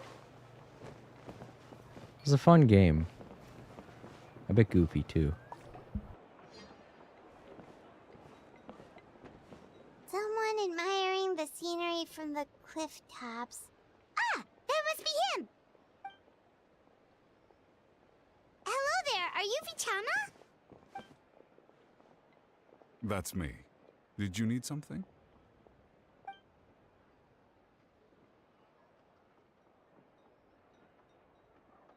What?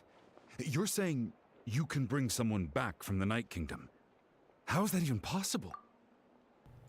Okay. Well, I don't know. All right? We're just asking questions. We don't know anything yet. Everybody, I gotta grab something to drink.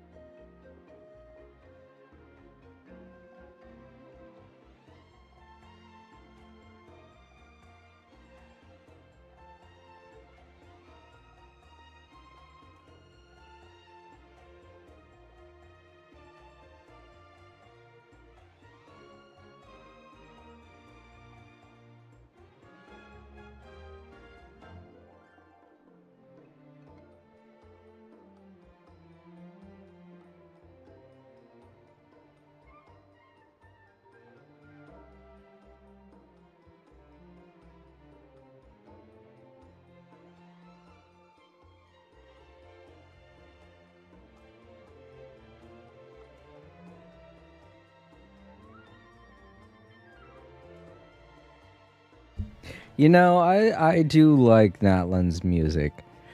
I honestly like Sumeru's music so much more, though. It's still no contest. Sumeru's music is still so good. I think the reason why is because a lot of this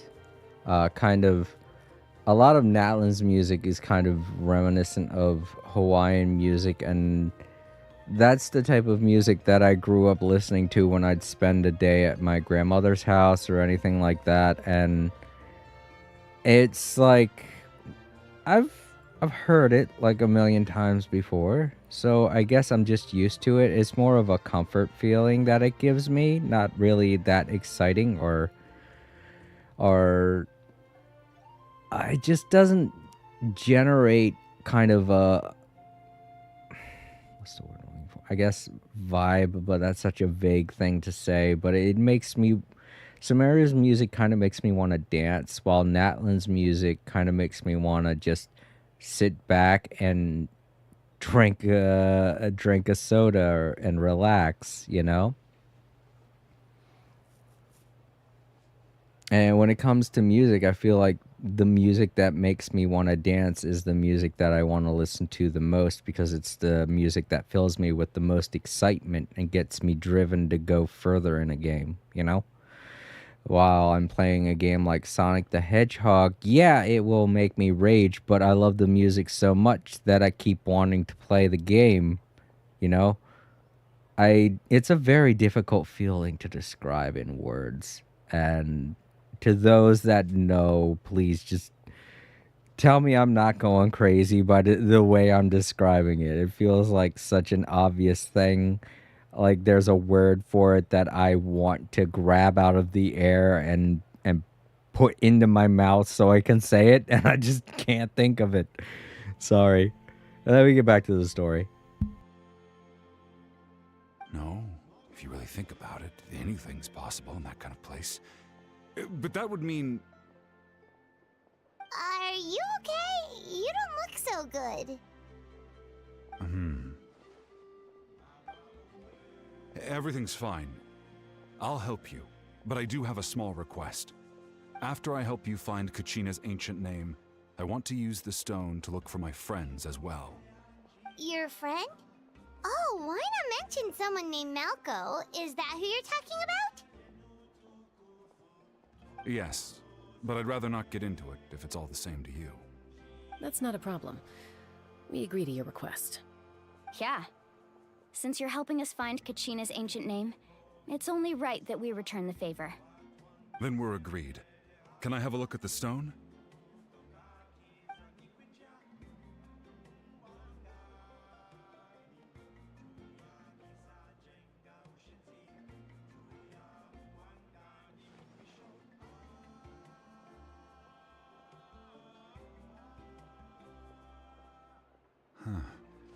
I see.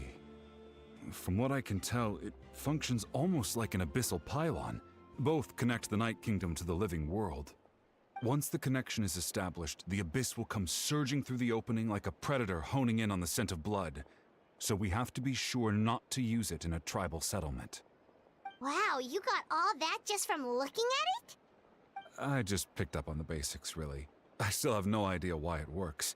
You said someone named Lali invented this. They must be a genius. I'll go find an open area and start setting things up. In the meantime, I need you to get 2 things for me. We'll go right away. What do you need? First, I'll need some hook ropes. Pretty much every store around here carries them, so no need to go anywhere special. Oh, and I need to build a net out of them, so make sure you get a good amount.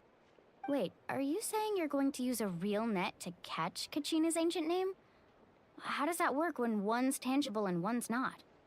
By creating something tangible in our world, like a net, we can create a connection to a corresponding concept in the Night Kingdom. Basically, I'm going to use the concept of a net to catch something equally intangible, an ancient name. Oh, I see. What about the second thing you needed? Right. I need 2 chunks of obsidian.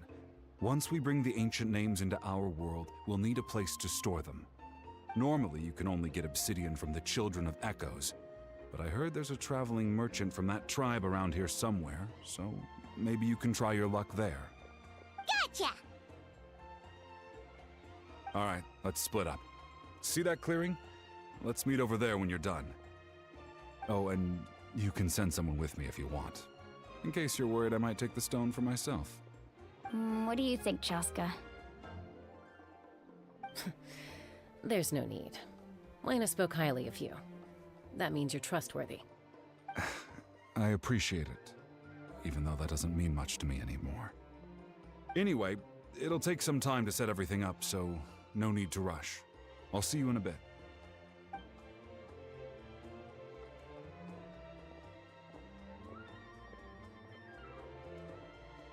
What an odd guy. He seems so defeated, but also really invested in the stone at the same time.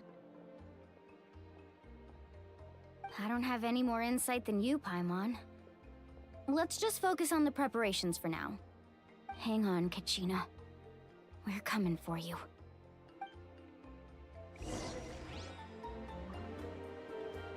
So many of the characters that we see that are just NPCs, they feel like they could be characters in their own right, and it is really cool. And I really appreciate the fact that they've done that for exclusively Natlin. Like, for instance, when we were going through the fights, a lot of the characters were obviously modeled after enemies and things like that, that we had not seen yet. So when I was seeing them, I was like, is this going to be a character? And then I realized when I was fighting them, no, I think this is just a regular boss, or a regular bad guy that you would see out on the field. And the fact that it was making me question that, because I hadn't seen enough of Natlin yet to really know that, really speaks highly of where they're going with their design choices. I know I've said that previously, but I mean, look at that guy here. This guy here. I'm pretty sure that this is the design of one of the enemies that you fight on the field. But he's walking around like a regular NPC. You know? A lot of places like Sumeru, when you're in the desert, when you were dealing with, I forget what the quest name was, but they were NPCs, and you could tell that there were also just bad guys being used as NPCs.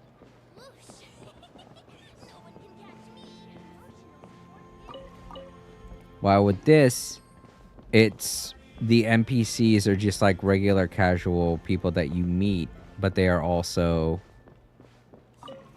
bad guys that you'll see out on the field. Which is really weird. I don't know. I don't know how to describe it.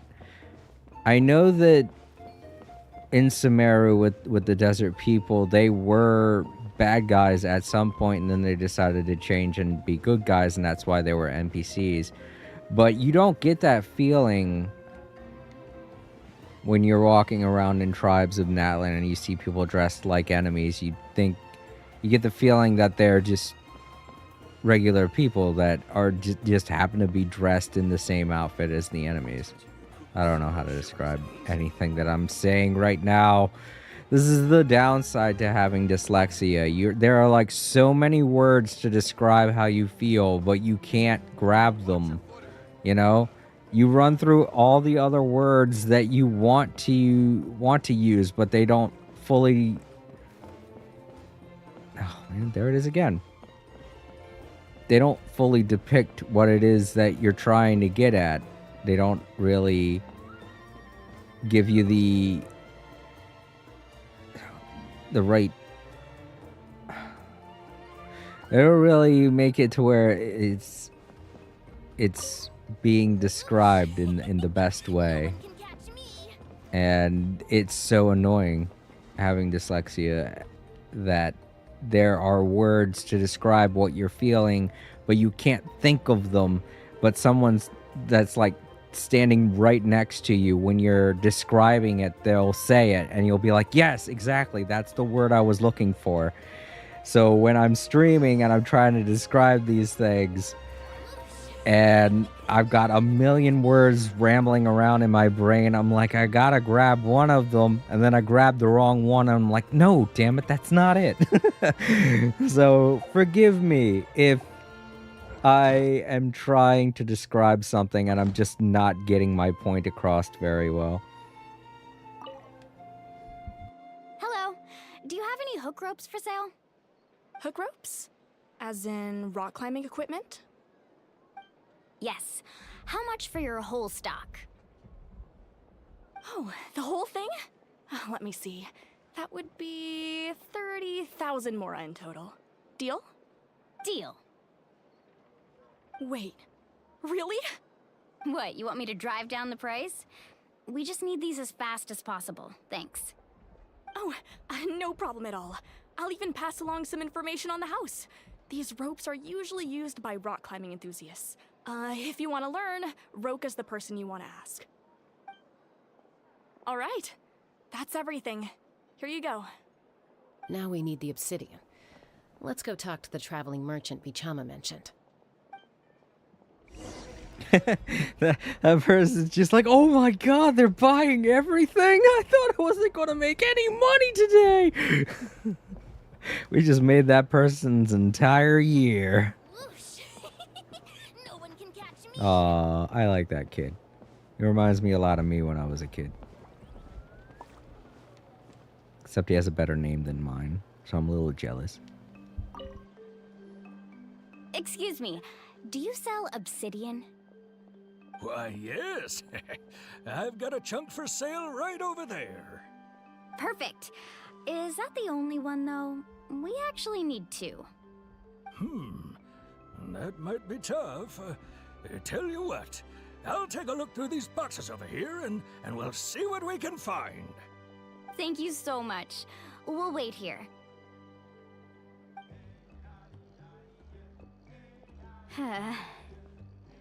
Relax. Everything's going according to plan. I know, it's just... I could tell Vichama feels the same way about his friend that I do about Kachina. I hope this chunk of obsidian isn't the only one. Kachina always carries all sorts of shiny stones with her. If I was the one trapped in the Night Kingdom, she'd have a whole pile of obsidian ready in a heartbeat. Well, would you look at that? I did bring an extra. Here you go, young lady. How does it look? Perfect! Thank you. How much do I owe you? If you hadn't shown up, these stones would have just sat here collecting dust. I'll take 3,000 mora for both. Here you go. By the way, I heard you mention Vichama just now. You running an errand for him, then? How's he doing? Malco's been gone for 5 years now. It's about time he started to move forward. Do you know what happened between them? I heard about it in passing while I was out drinking one night, but I don't know all the details. Vichama and Malco grew up together, and even made a name for themselves together. Malco was an amazing fighter, capable of knocking out multiple opponents in a single hit, while Vichama excelled at scouting and analyzing the battlefield. The two made an excellent team, and managed to beat back the Abyss several times. 5 years ago, they both emerged triumphant in the pilgrimage, and were placed on the same team to fight the Abyss. But on the eve of battle, the Abyss launched an attack on their tribe, and Vichama suffered an injury to his leg while attempting to rescue someone. Then what happened? The team agreed that he couldn't fight the Abyss in his condition. Vichama didn't argue. He knew going to the front lines with an injured leg would make him a burden in battle. So they raised the issue with the Pyro Archon, and she agreed to let him stay behind. It's just... Malco and the others ended up facing hordes of abyssal monsters in numbers that far exceeded anyone's expectations. The team made an error in judgment, and they fell to the onslaught. Vichama went into a deep depression after that. He blames himself for everything.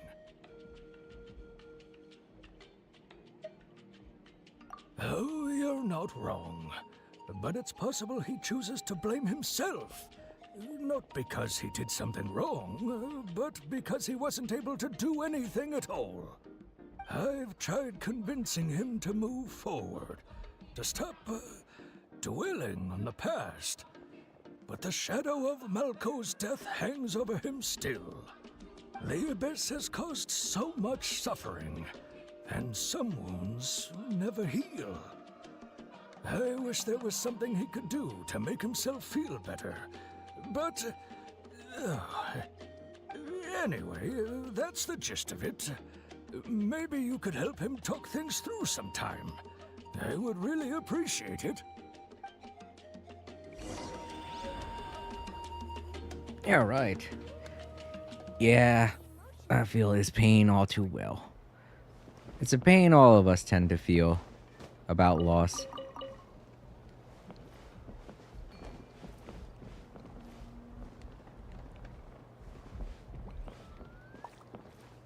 Trying to get the person back doesn't sound like a good idea, though. I get it for us. It's happening because, I mean, there's a clear reason why we need to have it happen, because this person bears the name and they should be brought back. There's no reason for them not to be brought back. And if this happened to Kachima, it could happen to anybody. So if anything, bringing her back is going to help us reassure everybody and make them realize we can still fight the abyss without any problems happening, which would encourage people to fight more and encourage us to become stronger against the abyss. But the one guy's friend, I can't remember their names now, he died on the battlefield the way he was supposed to, and his name isn't going to be brought back because it can't be brought back. He knew the risk going into it. Everyone knew the risk going into it. So bringing him back is like, I don't know, it just feels a little weird, you know? But I guess I can sympathize with the idea of wanting to bring someone back, so...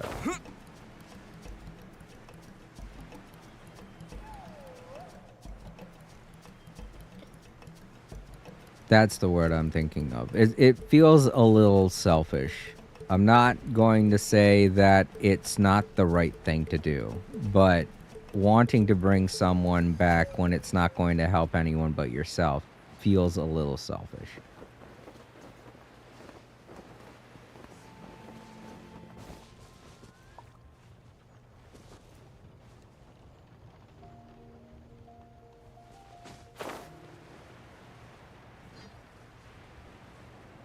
Alright, what the...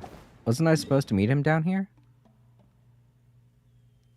Maybe we were supposed to meet him at the top of the mountain. Also, I just noticed that over there, and now I want to grab that.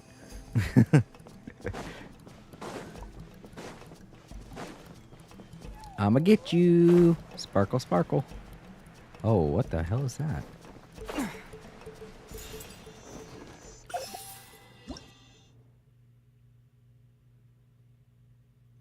Oh.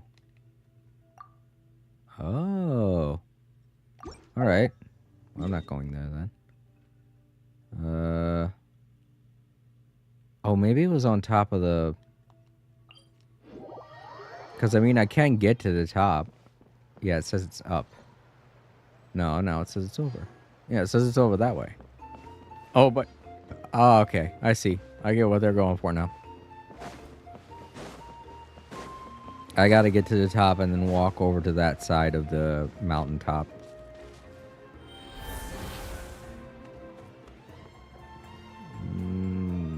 This is giving me heavy Final Fantasy VII Rebirth vibes. Remember with the Chocobo, where I had to go up all of the different areas I had to climb as the Chocobo.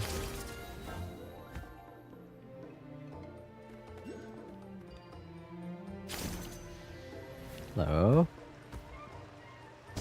Oh, you son of a... Oh, okay. I'm alive. He can climb mountains.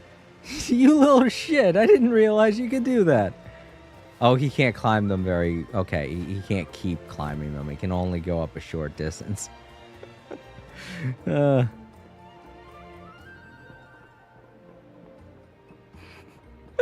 He just climbs up and he's like, look, see, I could do it. And I'm like, what the fuck? Why didn't you tell me? I can't talk. Of course I can't. Alright. Well. Now I know I could do that. At this jump. Oh man, what? I thought that was a sparkly. Alright, well.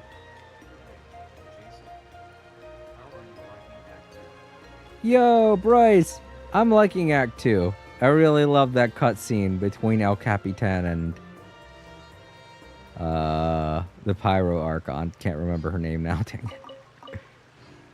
Crystal flies. Okay. What is this? Oh! Bad stuff! Oh! Did not think it was gonna blow up, of all things.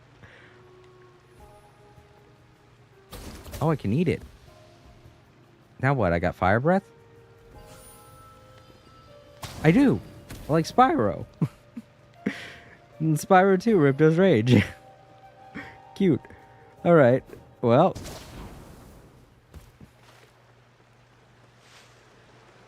Let's continue climbing up this mountain. Fucking go. Cheapers!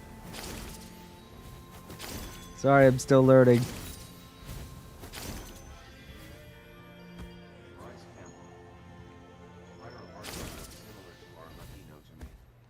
She does. I'm not going to say she doesn't, because she does. I think I can. Yeah.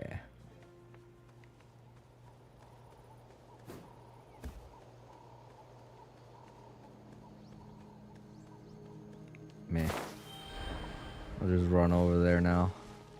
Go! Wrong.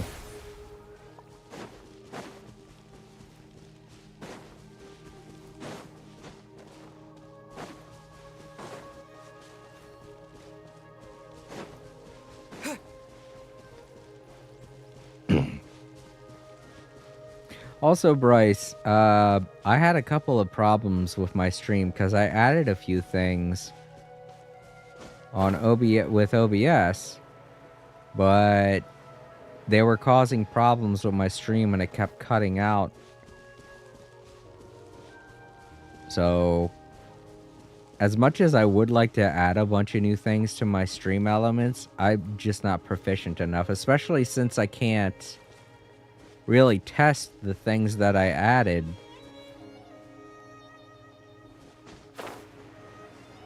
Which sucks. And it made things super awkward because Semi did join us, but then the stream cut out and made me sad. Because it's so hard to tell when people are streaming on my YouTube because they don't get notifications like they should. And I don't know why.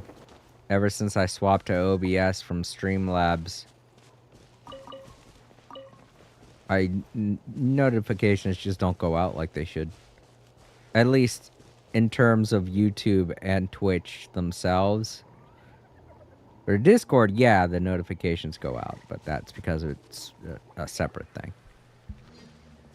Did you get everything? Yep, it's all here. When do we start?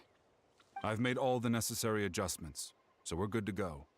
As agreed, I'll help you find Kachina's ancient name, and then you return the favor. Go ahead.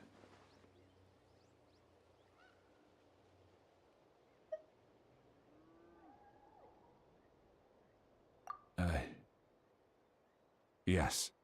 After Malco fell, I scoured the battlefield to see what happened. It turned out he wasn't bested by some impossibly powerful foe. He was dragged to his grave by the sheer number of enemies. If I had been there, I would have been able to sense the danger. I could have warned them not to advance. I've always blamed myself for what happened. But when you told me about Kachina, I realized there's a chance Malco might also be alive, fighting for survival in the Night Kingdom. But that happened several years ago, right? The Pyro Archon said all life within the Night Kingdom eventually becomes one with the Sea of Souls. There might not be much hope, but I still have to try. Malco and I promised each other, even if we never managed to root out the Abyss for good, we would fight together until the end. All right, let's get to it. I'll start searching for the conceptualized version of Kachina's ancient name. If you see any fragments scattered around the area, please collect them.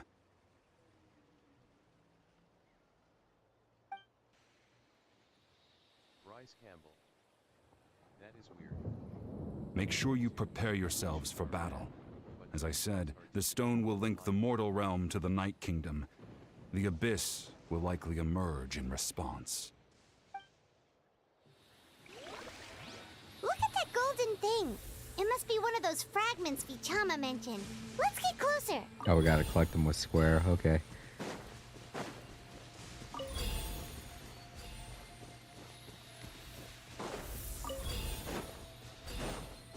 And then things are gonna show up to stop us, and we're gonna have to fight them or something or other. Whoop. Whoa, monsters incoming! Watch out, everyone! Here we go. Just as I thought. Emerge. Right here. Right now. Fine. A sight to behold. Right here. Emerge. A proper send-off! From the spin umbrella warfare, I guess! Ha-ha! Ha! Hiya! Ah! Cha! Watch out! Hiya! Ah! Attack! Right now. Right here. Coming at ya! Cha! Ha! Ha! Wipe out!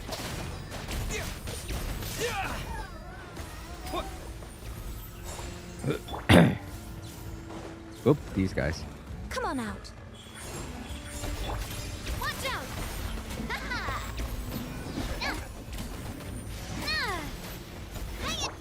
Water jet! Bread muffins. Show them. Emerge. Attack! That's the way.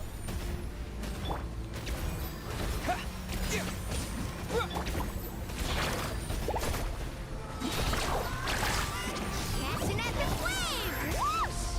I'm always watching. Right here. Emerge. Go! Not crap, it's just outside the barrier. Coming at ya! Oh no, he's in here. Okay, cool. A proper send-off! From the Spina with love. Coming at ya! Oh, he's up. He's up. He's up. Get him. Ha-ha! How much longer, Vichama? Not long. We're getting close. He better not be continuing this with the hopes of trying to find his friend. Because if they're gone, they're gone. You're just making it harder on us. Dang it. Ran out of stamina.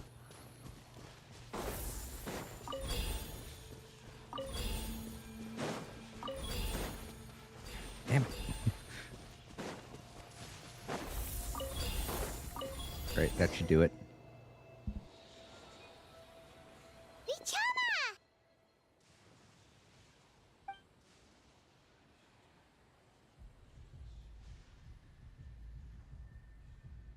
Quick, take it!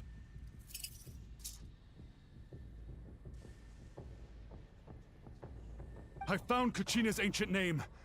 Hang in there, Malco. Just a little longer. Something's not right. The power of the Abyss is getting stronger. The Abyss is corroding his body. Vichama, you can't keep going. You'll die. I should have died 5 years ago. I just need a little more time. Please, I'm almost there. Thank you.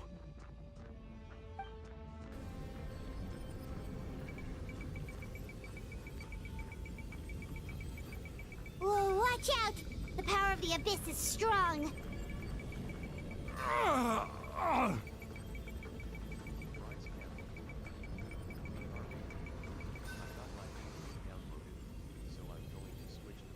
This power. Hanging in there?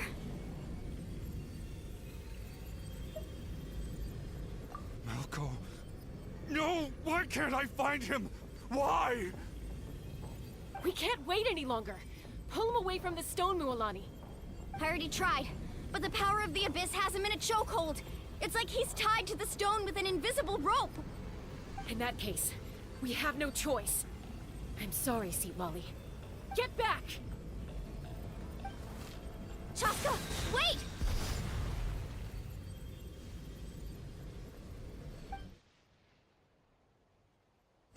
Ouch! What happened just now? It looked like the Spirit Speaker Stone was... The stone's power was spiraling out of control. The only way to stop it was to destroy it. You were all caught in the shockwave of the explosion. You might feel dizzy for a while, but that's normal. Give us a heads up next time, will you? You're lucky we managed to dodge it in time. I thought I said to get back. Yeah, barely a second before you made it go poof. Not everyone has your reflexes, Chaska. We were this close to getting dragged into the explosion. Okay, I'll be more careful next time. At least Kachina's ancient name is still in one piece. Wait, where's Vichama? Vichama! Vichama!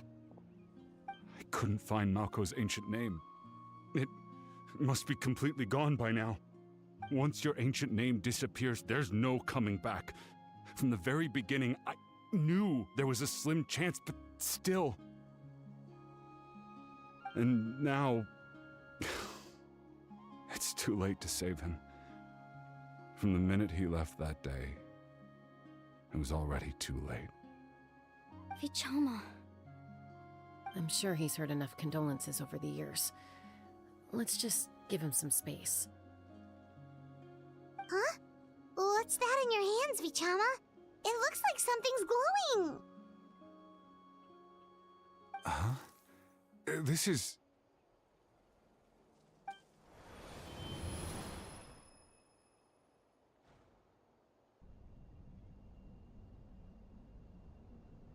Hey, Malko.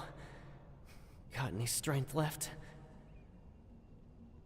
Not enough to swing a sword, but to say a few last words? Sure. Too bad. No one will get to hear them. I never thought I'd actually die on this mission. Not that I'm afraid to die. It's just... hard. Thinking about my mom's face when she hears the news. Guess I have something to be thankful for then. My parents died a long time ago. They won't have to mourn me.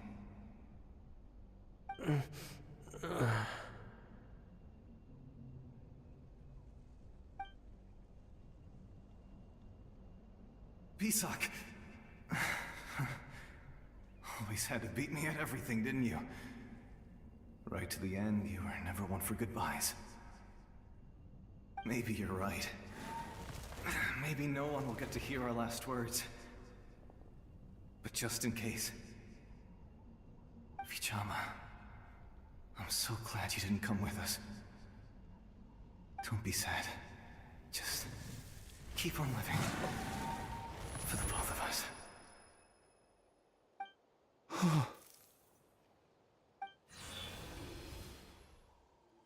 Was that... a memory?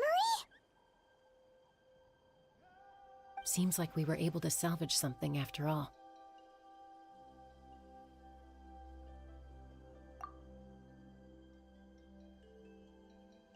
Of course. Seeing him, hearing his voice again, it makes me unbelievably happy. But it also brings with it an even deeper pain. A deeper pain? Why? Malko was always the type to put on a brave face. But in that memory just now, his hands were shaking, and his smile was forced.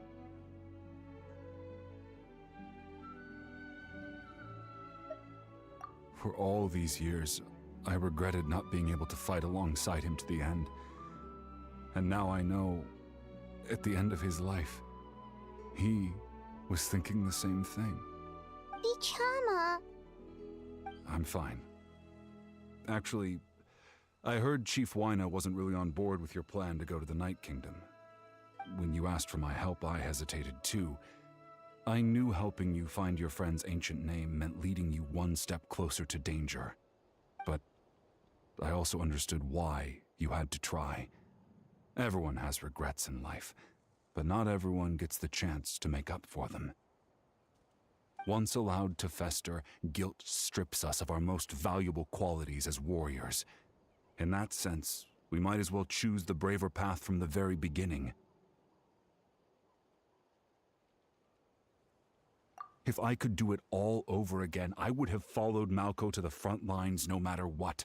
Even with an injured leg, there were still things I could have done. That way, even if the outcome stayed the same, I still would have fought alongside him to the end. There are critical junctures in life, and if you don't seize the chance to act, there's no going back.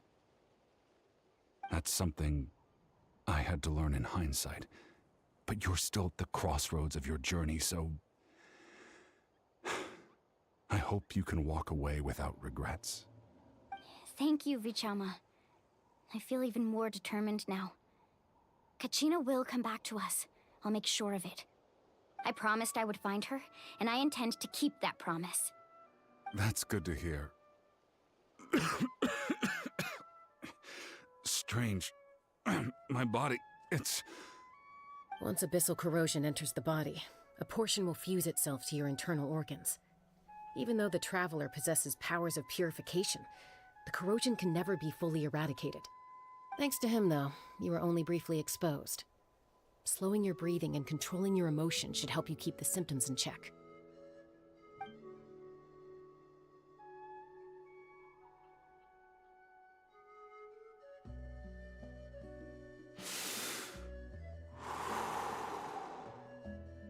Huh. That does make me feel better. You seem very knowledgeable about all this. Just speaking from experience, that's all. Anyway, we've recovered Kachina's ancient name, so we're off to a great start. Let's get Vichama back to his tribe and tell Wyneth the good news. Oh, and apologize for destroying the Spirit Speaker Stone. We had no choice, though, so he'll probably understand. Right?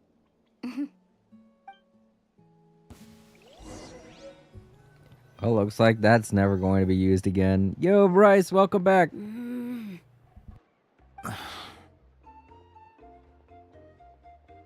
Koichi, are you really gonna just stand there like that? I don't know what you want from me. I think you know exactly what I'm trying to say, Uncle Wyna. I can hear it in your voice. Honestly, it's just one thing after another with you two. They're back. Koichi? What are you doing here? Don't play dumb with your own sister. You know exactly why I'm here. My apologies, everyone. I just need to borrow Chaska for a few minutes. You come with me.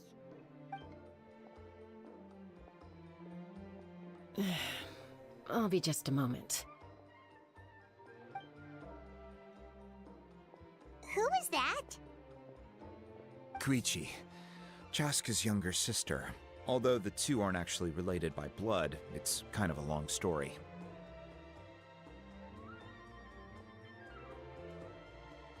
It's not really my story to tell, but I guess it's not a secret. You see, Chaska was actually raised by cuckoo sores. She was afflicted with a rare disease when she was a child, and abandoned in the wild as a result. The Abyss found her out there, all on her own, and tried to devour her.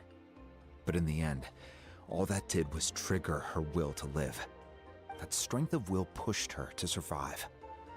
But it also planted a seed of conflict within her.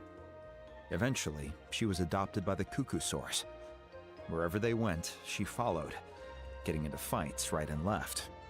For some reason, Paimon can totally imagine that. Well, when Chaska finally returned to human society, it was Koichi's parents who adopted her. At the time, Chaska still had a habit of getting into fights, so Koichi was always taking her around, apologizing to everyone. Ah, I remember those days. One of those fights was definitely with me. But, you know, kids. You're fighting one minute and your friend's the next. Eventually, she found a way to rein in that desire to fight. And now she's who people call to resolve conflicts. She's known as the Peacemaker. It sounds like she still argues with Koichi, though. Don't siblings usually stop fighting when they get older? That's partly my fault. Koichi asked me to stop Chaska from doing anything dangerous, but you probably know by now, once Chaska makes up her mind, there's no changing it. Oh, I get it. No wonder you tried to talk us out of going to the Night Kingdom. Chaska even said that wasn't like you. I'm all for your adventure. You need to take risks when you're young, because by the time you're my age, you couldn't attempt something like that even if you wanted to. Better try now than live with regrets later. That's what I say. Still, I can understand where Koichi's coming from. In the end, nobody wants to sit back and let a loved one put their life on the line.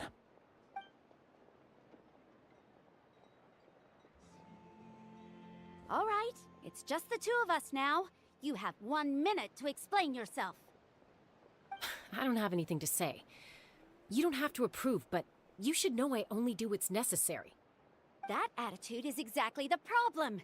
It's like you don't care. You try to sneak off to the Night Kingdom behind my back and then play it down as if it's just a trip abroad. Well, technically I am going abroad, right? Again with the excuses! We agreed, didn't we? There are 4 levels of danger. If it's not something urgent, you can only engage in level 2 danger and below. You can only go up to level 3 if a situation is so dire there's absolutely no alternative. But a trip to the Night Kingdom? If that's not a level 4, I don't know what is. And you were just going to sneak into the place without saying anything. What do you mean, sneak into the place?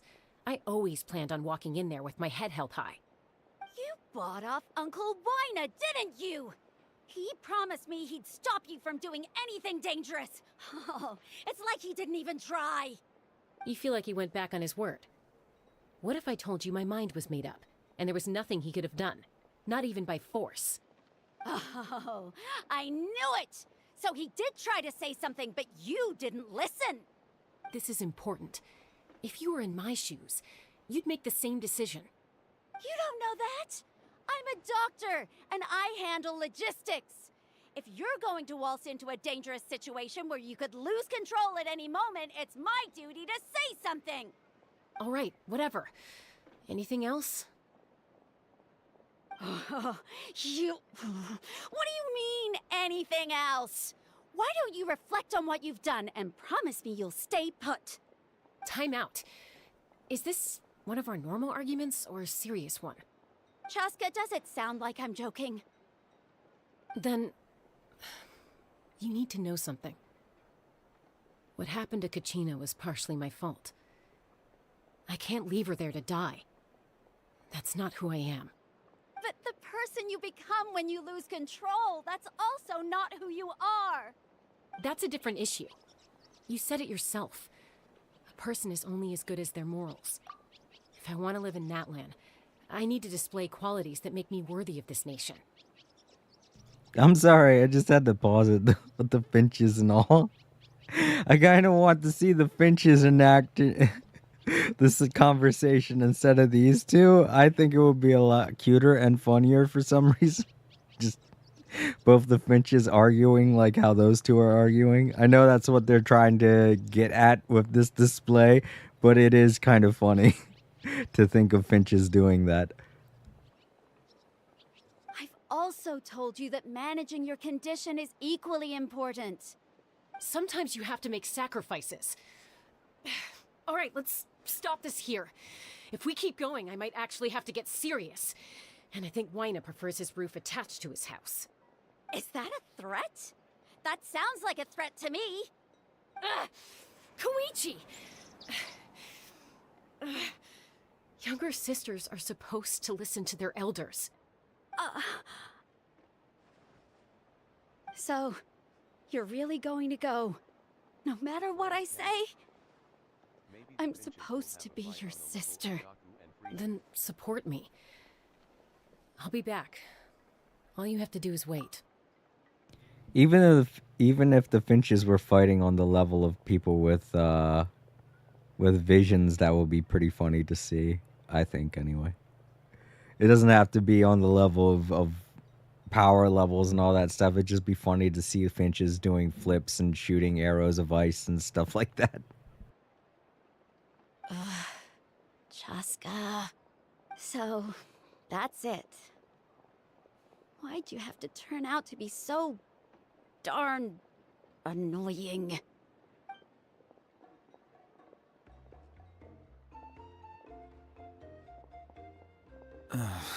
You two are something else. Something you wanted to say? I know you aren't related by blood, but you two sure are similar. Really? You know, I said that very thing to Koichi not too long ago, and she reacted the exact same way, down to the very tone of voice. It's not my place to get involved, but I will say this. Try to spend a little more time with your sister. You're tough kids. That doesn't mean you have to go it alone. Thank you. Anytime. All right. If you're done with the Spirit Speaker Stone, you might as well hand it over. According to Kinich, it's an important ceremonial artifact, so it'd be safer to keep it with me. Oh boy, I have deja vu of the liar from Mondstadt. About that. If only Tone Deaf Bard was here, he could have repaired it just like the Holy Liar. Shit, Paimon and me on the same wavelength again. It might be in a few more pieces than you remember. Huh?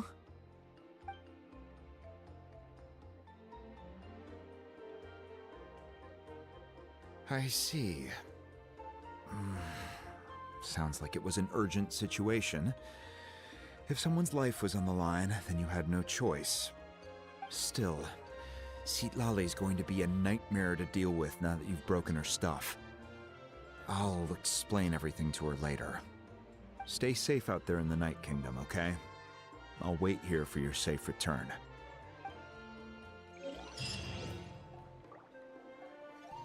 Man, I hate the fact that I know that's what Paimon's character is supposed to be. She's supposed to represent the thoughts of the player, but at the same time, it's just so funny whenever that happens because you're like, man, I don't want to share the same brain wavelength as a little as a little pixie fairy thing. I'd rather the traveler step in and say something like that, you know? Give us a dialogue box where he hits the X, where I just have to hit the X button, but it's, you know, giving the same generalization, but it's always Paimon. And I'm like, damn it.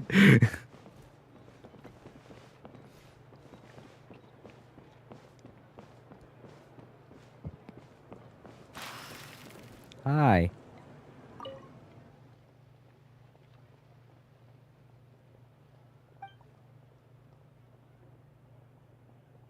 Oh.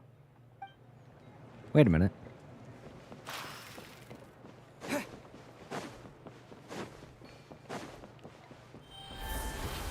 What if? Need a leather set? I can help. I can. If you can talk to if you can talk to a Saurus, if you could talk to a Saurus, when you change into a Saurus, you could speak with them in their language. That's nice. A little added detail. Kind of reminds me of East Book 2, if I'm being honest. Because you being able to change into a monster and talk to other monsters, that kind of idea.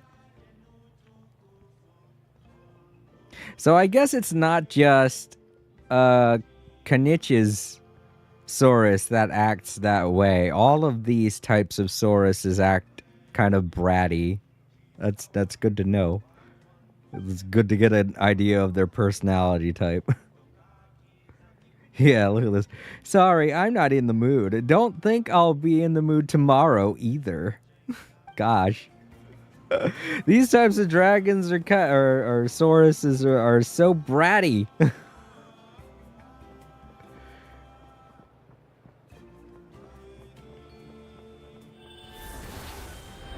Oops, I did not mean to do that.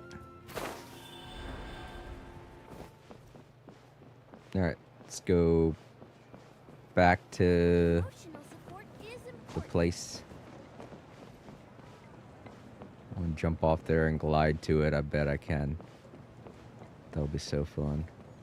Let's see. Yeah, I think I can make that from here. I totally can. Whee!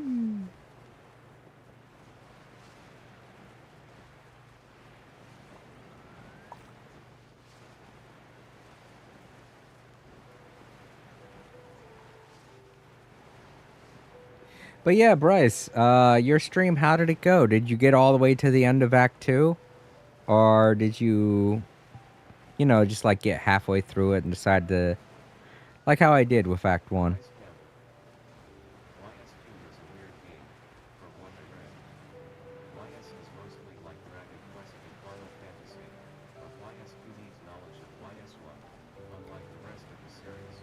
Right. Well, they're both the same. Well, if you played it when it originally first came out, it was 2 games. But because technology advanced, I think during the Super Nintendo days, I think sometime in the mid-90s for... Oh gosh, I'm running out of stamina. I didn't realize. I was so busy floating along, I didn't realize.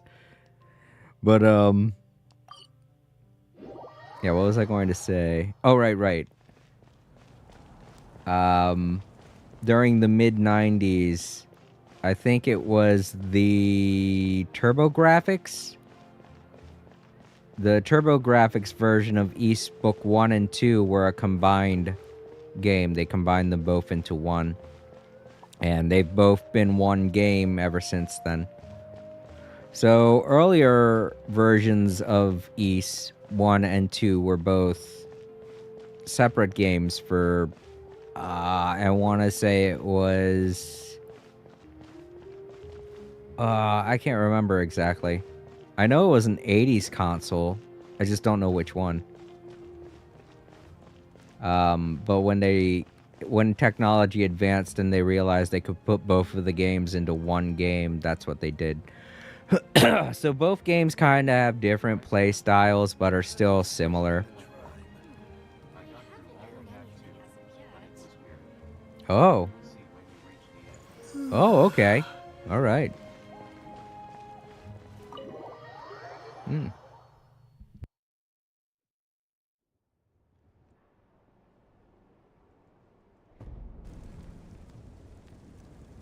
We're back! We found Kachina's ancient name, too! Well, it's fairly complicated.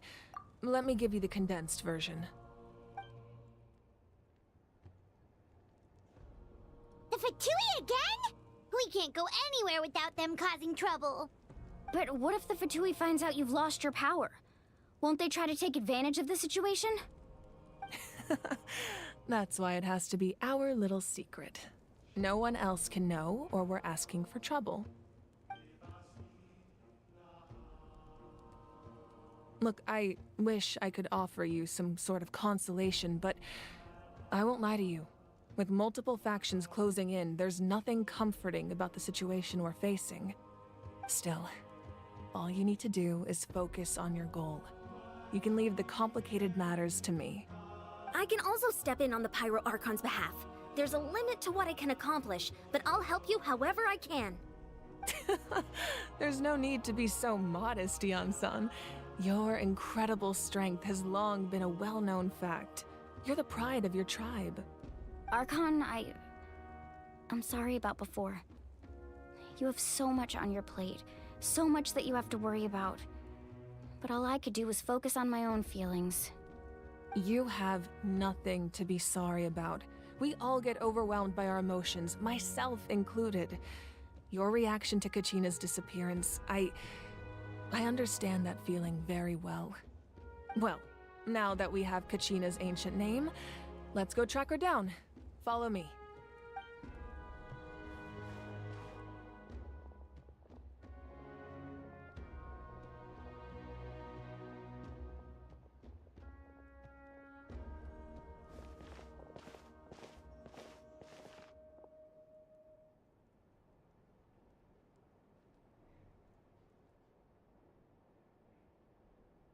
What is this place?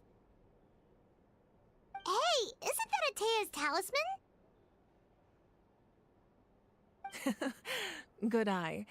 This is where I store all the various mementos I've collected. Whoa. I've never seen this place before.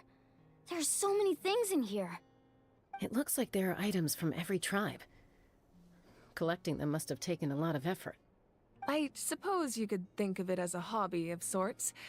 In Natlan, everyone grows up listening to the stories of heroes. So she's a pack rat. And physical items do a far better job of preserving those stories than our own memory. Exactly. Okay, so I can relate to this. I have I don't want to overindulge it, but I have a lot of collectibles for this exact same reason. A lot of them bring back memories and things like that. That doesn't make it okay, though. I understand. There's a limit to how many things you can put memories towards. But just picking up a random thing and putting a memory towards it is in some ways kind of, it lifts a burden. Trying to remember stuff is very hard, and allocating memories to objects makes it a lot easier for you to live your life. I'm just saying. But when it gets to the point where your entire room and you can't budge and things are all over the place, that's when you realize you got a problem. To those who don't know what I'm talking about, it's called hoarding, obviously. And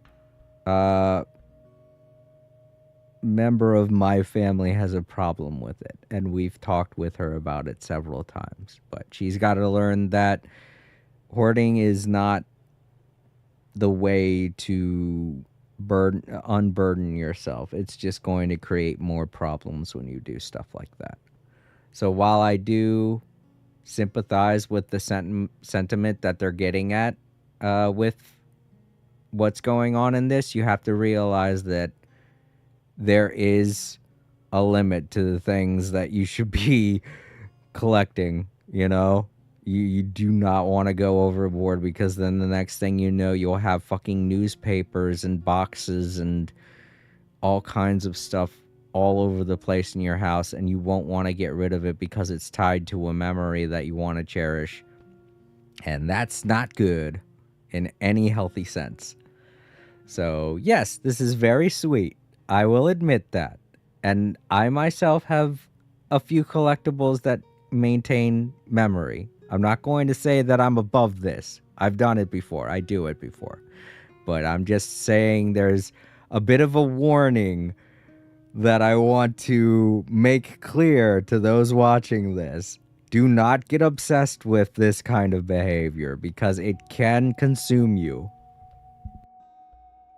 That's my PSA. I'm done. Now, I still have some preparations to make for the ceremony, so feel free to take a look around in the meantime. If you're curious about an item, I'm more than willing to tell you about its origins. Alright, we'll have a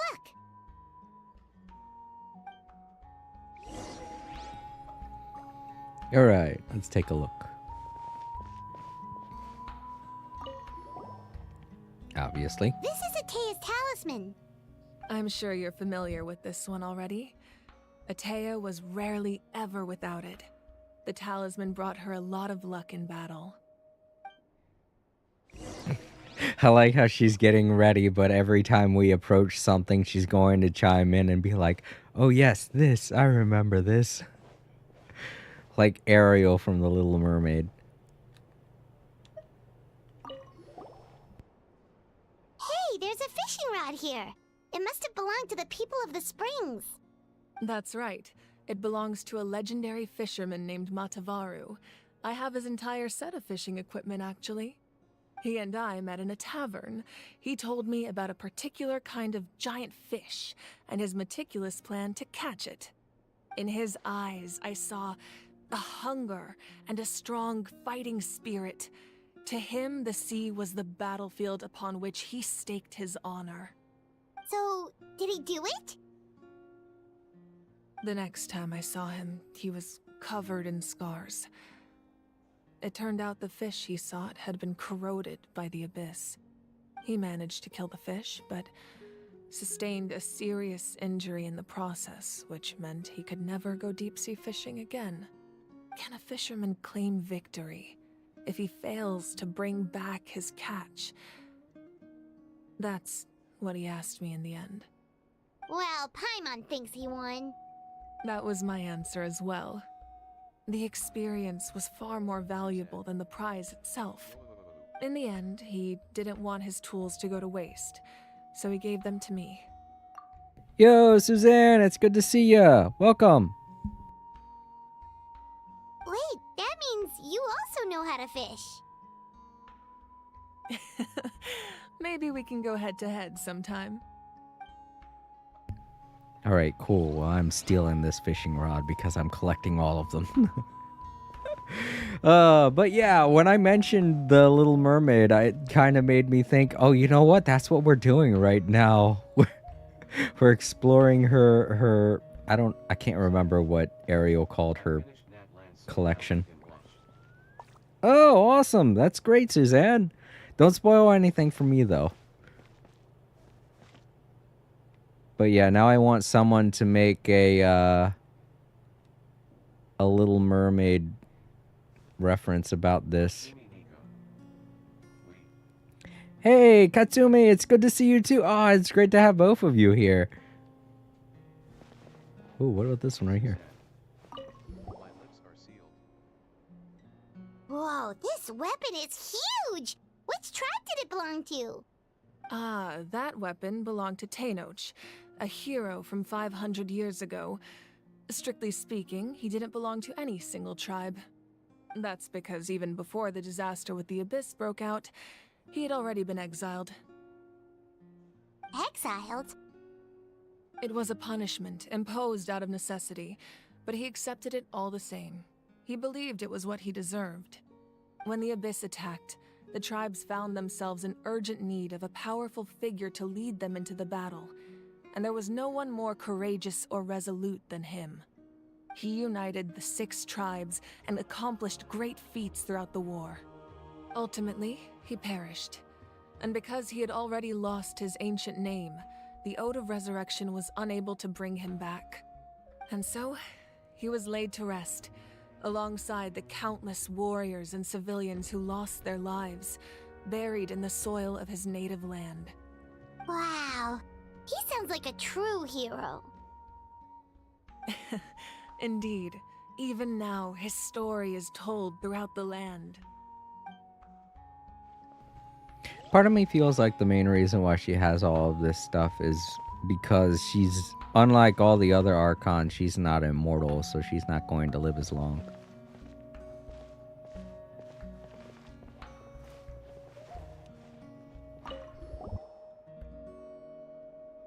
There are so many jars and potions around here. Do they have anything to do with alchemy? No, those belong to the Masters of the Nightwind. They're ceremonial tools used to amplify the ability to communicate with the Night Kingdom and the Wyab. Yamaya is an expert in this field, and she taught me a lot. Even though she appears stoic and serious, she actually has a keen sense of humor. The tools you see here are quite traditional. Her students found them outdated, so she passed them on to me. The contents of the jars aren't all that special. Oh, except the big jar in the middle. That's what she really wanted to give me. Ooh, must be something really cool. What's inside? Grape juice. Huh?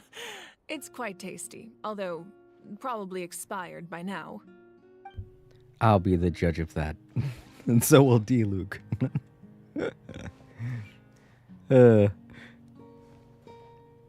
I think it's kind of quaint getting to hear all of this because it also gives you an idea of her mortality.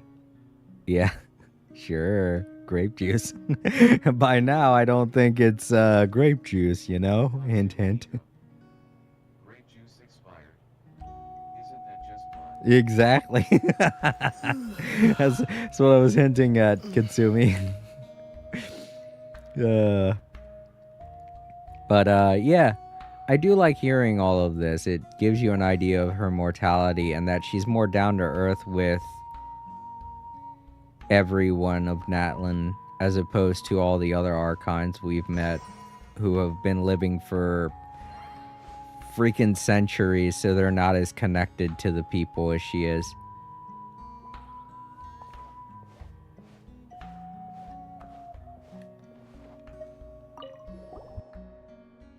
Whoa, that belt is bigger than Paimon's head! The Collective of Plenty are known for their bodybuilding competitions and contests of strength.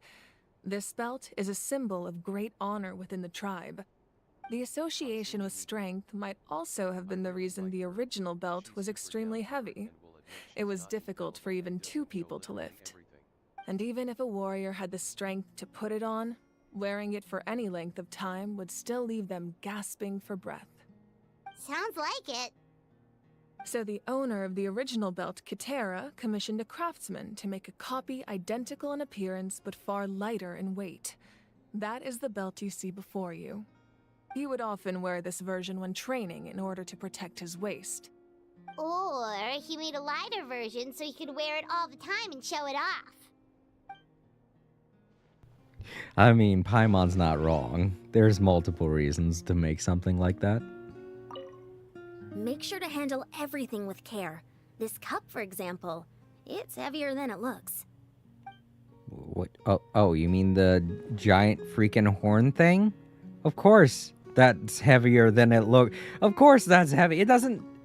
What do you mean it's heavier than it looks? It looks pretty freaking heavy. I don't know what you were getting at when you were looking at it, but I look at that and I think, yeah, that thing's going to weigh a couple pounds.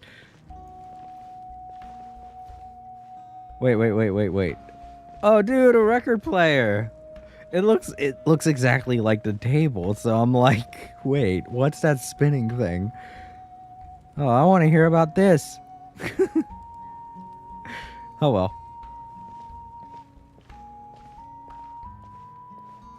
This flower looks like it's thriving. You must be good at taking care of plants, Archon. She said to herself, apparently. This fishing basket looks familiar. Alright, that's everything and everybody.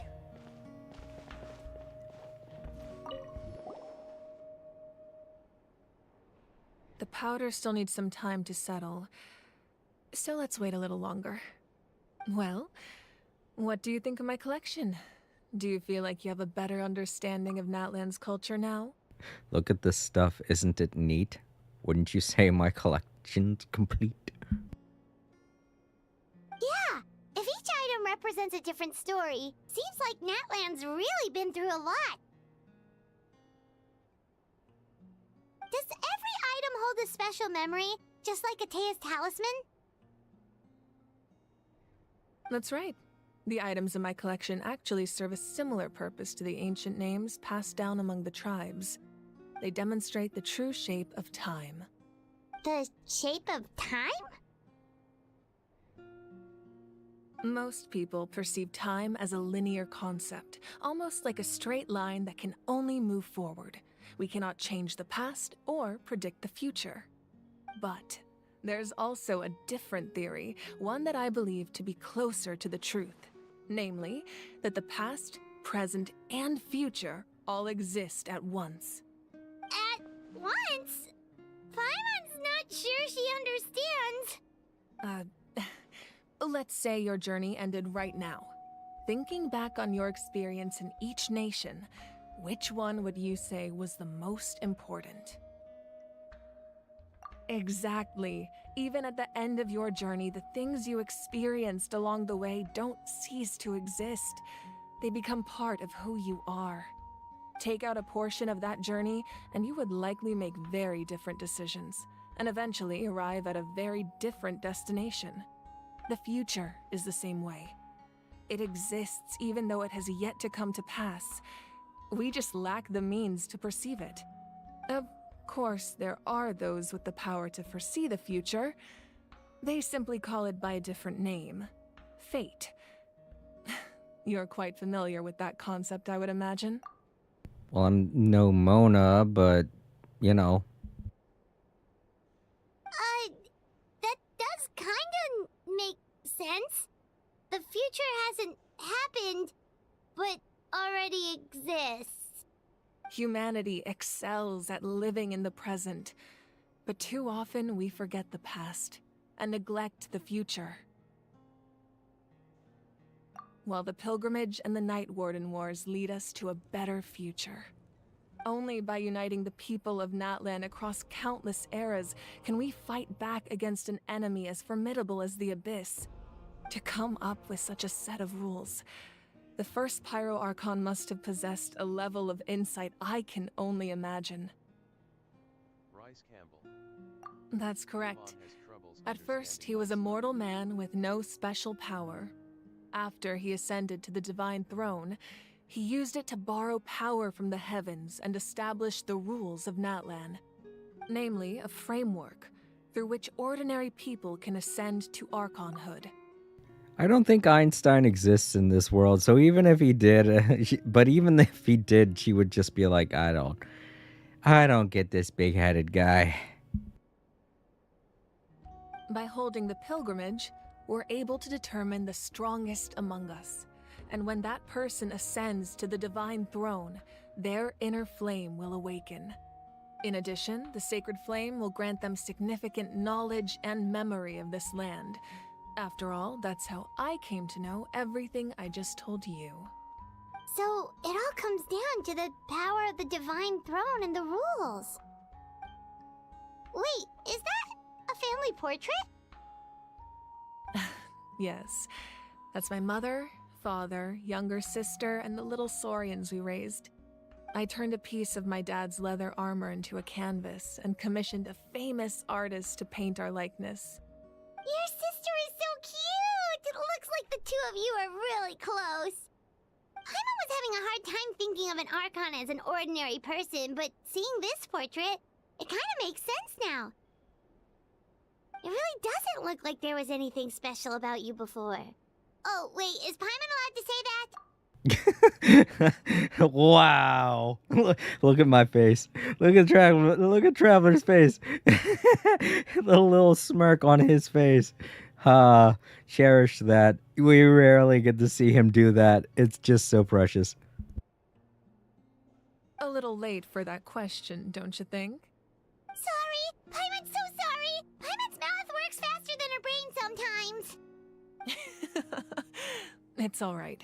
I'd never get upset over something like that. No matter what others may say, my past is a precious part of my identity. I'm forever proud of the life I used to lead. Becoming the Archon doesn't mean you sever ties with your family.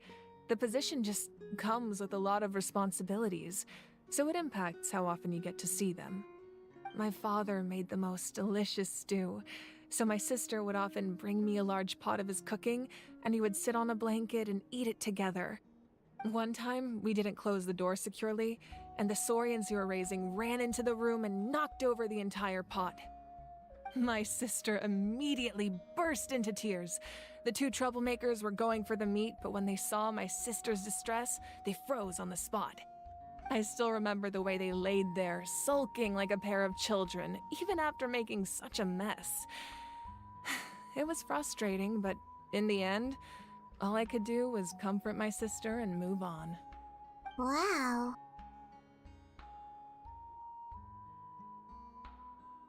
Isn't that what being a family is all about? I think about that story a lot, actually. As the Archon, I made a vow to defend this nation, and experiences like that, they remind me exactly what I'm trying to protect. Well, what happened after that? This portrait looks pretty old. Your sister must be all grown up by now, right?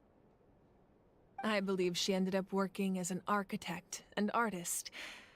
She built many houses and crafted many beautiful works of art.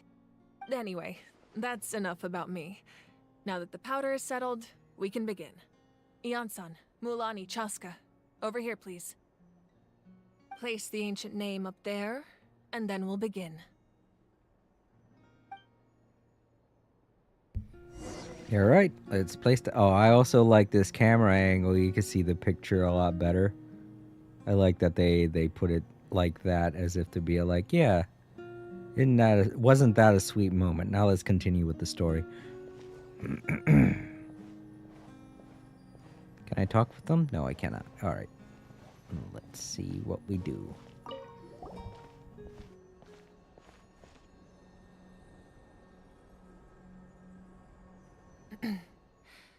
Surely as the echoes of life resound through heaven and earth, so too shall our stories remain eternal. Ancient name, take us to your fated bearer. Allow her to answer our call.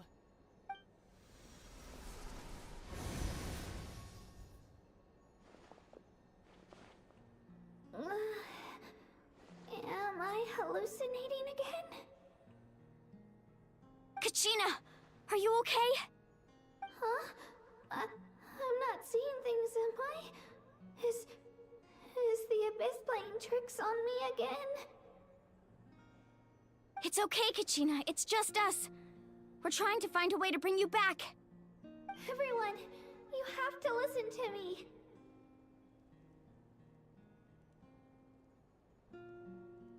I've been investigating the Night Kingdom this entire time, and I figured out what's wrong. The Wyab is being affected by the Abyss. I was waiting for the Wyab to send me back, but then this really strong monster came in and it almost killed me.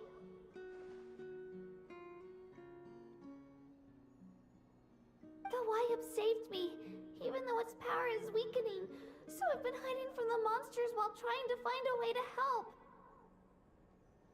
The Night Kingdom has become a huge mess, though. I keep hearing these awful sounds and seeing really horrible things. Don't listen to those sounds, Kachina. The Abyss is trying to strip you of your sanity. All you need to do is stay safe and wait for us. We'll be there shortly. It's okay. I feel so much better now that I've had the chance to talk to you guys. You don't need to worry about me. I've never been strong or special at all, really. So I don't blame anyone for forgetting about me or leaving me behind. Just knowing you care is more than enough. I'll find a way back. You don't have to put yourselves in danger to come rescue me. You're always like this, Kachina. Now's not the time to act tough. We're coming for you, and that's final. I don't know what lies the Abyss has been feeding you, but I'll tell you something right now. Nobody here sees you as a burden. You're a victor of the Night Warden Wars, a hero of Natlan. All you need to do is wait for us to rescue you, and you'll get all the applause and recognition you deserve.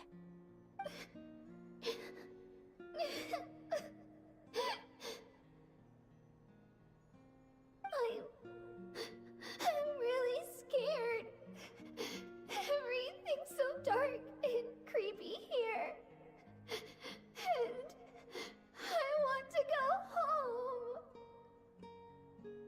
Still, I don't want you to put yourselves in danger because of me.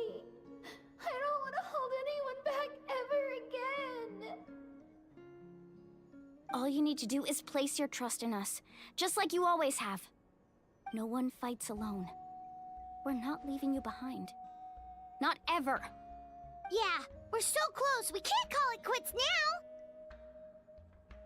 Thank you. Be careful. Looks like we've lost contact. Now comes the most dangerous part. You have to traverse the Night Kingdom in your physical form. This entrance to the Night Kingdom was left behind after an abyssal invasion. Even a brief amount of time inside could expose you to corrosion. I know. I'm prepared for that possibility. All right, then I wish you all the best. I'll tell Koichi to be ready just in case. She's very experienced in dealing with abyssal corruption. That face you just made. Don't tell me you two got into another argument. No, I just feel bad for creating more work for her. I'll go with them too, Archon. The more people, the stronger the party. Thank you so much for your help, everyone. It really means a lot that you're willing to brave these dangers with me. And there's no time to lose, so let's get going. Now that I've lost my power, I won't be able to provide much practical support. But I can still keep an eye on the situation from here. Eon-san, I know it's unlikely, but if you encounter a situation you can't handle... That won't happen. I hope not. Okay. Be careful out there. I'll observe the situation from here. Alrighty. What's that, though? I want to know more about that over there. The abyss in a bottle. How'd you get that? What memories are tied to that? Alright. Enter the underground ruins. Alrighty, then.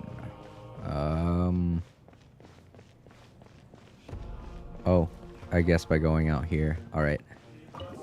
Makes sense. Can't do everything in her room.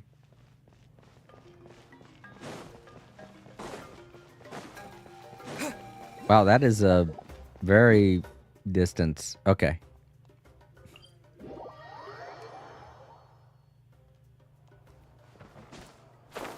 Oh. It's the thing again. Oh well. Flying squirrel. I missed it again. Oh, hey, look, a hilly churl. I know you're probably thinking, who cares? It's a hilly troll, but you don't see them that much in Natlan for some reason. You see the dragon, you see the Saurians and the woods people more. All right, let's go into this crack in the wall. Literally every crack into Vat has a dungeon involved in it for some reason.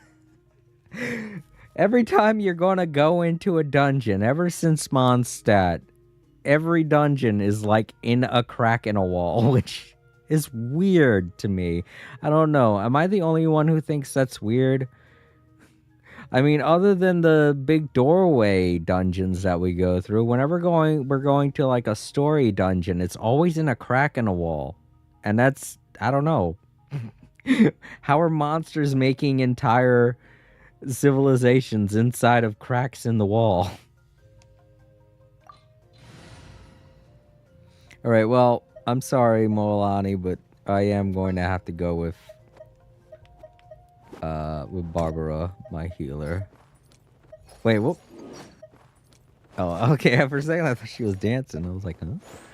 Wish me luck. Alright. I forgot to hit the square button. I hit circle by accident. Okay, let's go.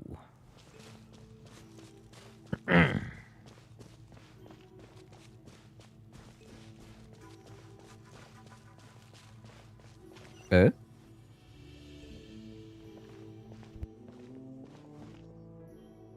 Campbell. It is weird, yes, but haven't we discovered... So we're underneath Natlan right now? It looks nothing like Paimon was imagining. You know, Bryce, I guess that's true. I mean, not all ruins, obviously, like the Sphinx and things like that weren't discovered that way. But, I mean, if you go inside of a cave and see ruins, then... No, you know what? I can't really think of any ruins that were discovered inside of a crack in a wall.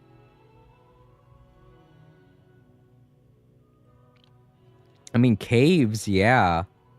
Definitely caves. But many of the places that we go to into Vat aren't caves. Oh well. These ruins have been abandoned for a long time. But with the recent increase in Abyss activity, the installations around here have somehow been activated again. So what you're saying is, we're not in for an easy trip to the Night Kingdom. Rice Campbell. No. It's going to be obstacle after obstacle from here on out.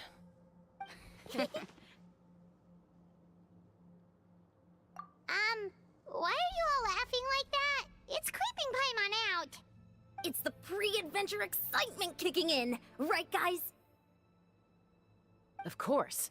I'm eager to get started. Then let's go. We won't let anything stand in our way.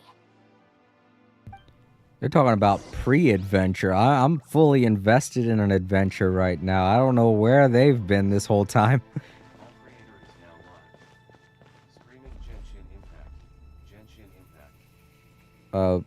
What was that? Was that Streamlabs? Did it just say that? Yes. Okay, I've got to take a look at that bot for Streamlabs. I don't... Does it have...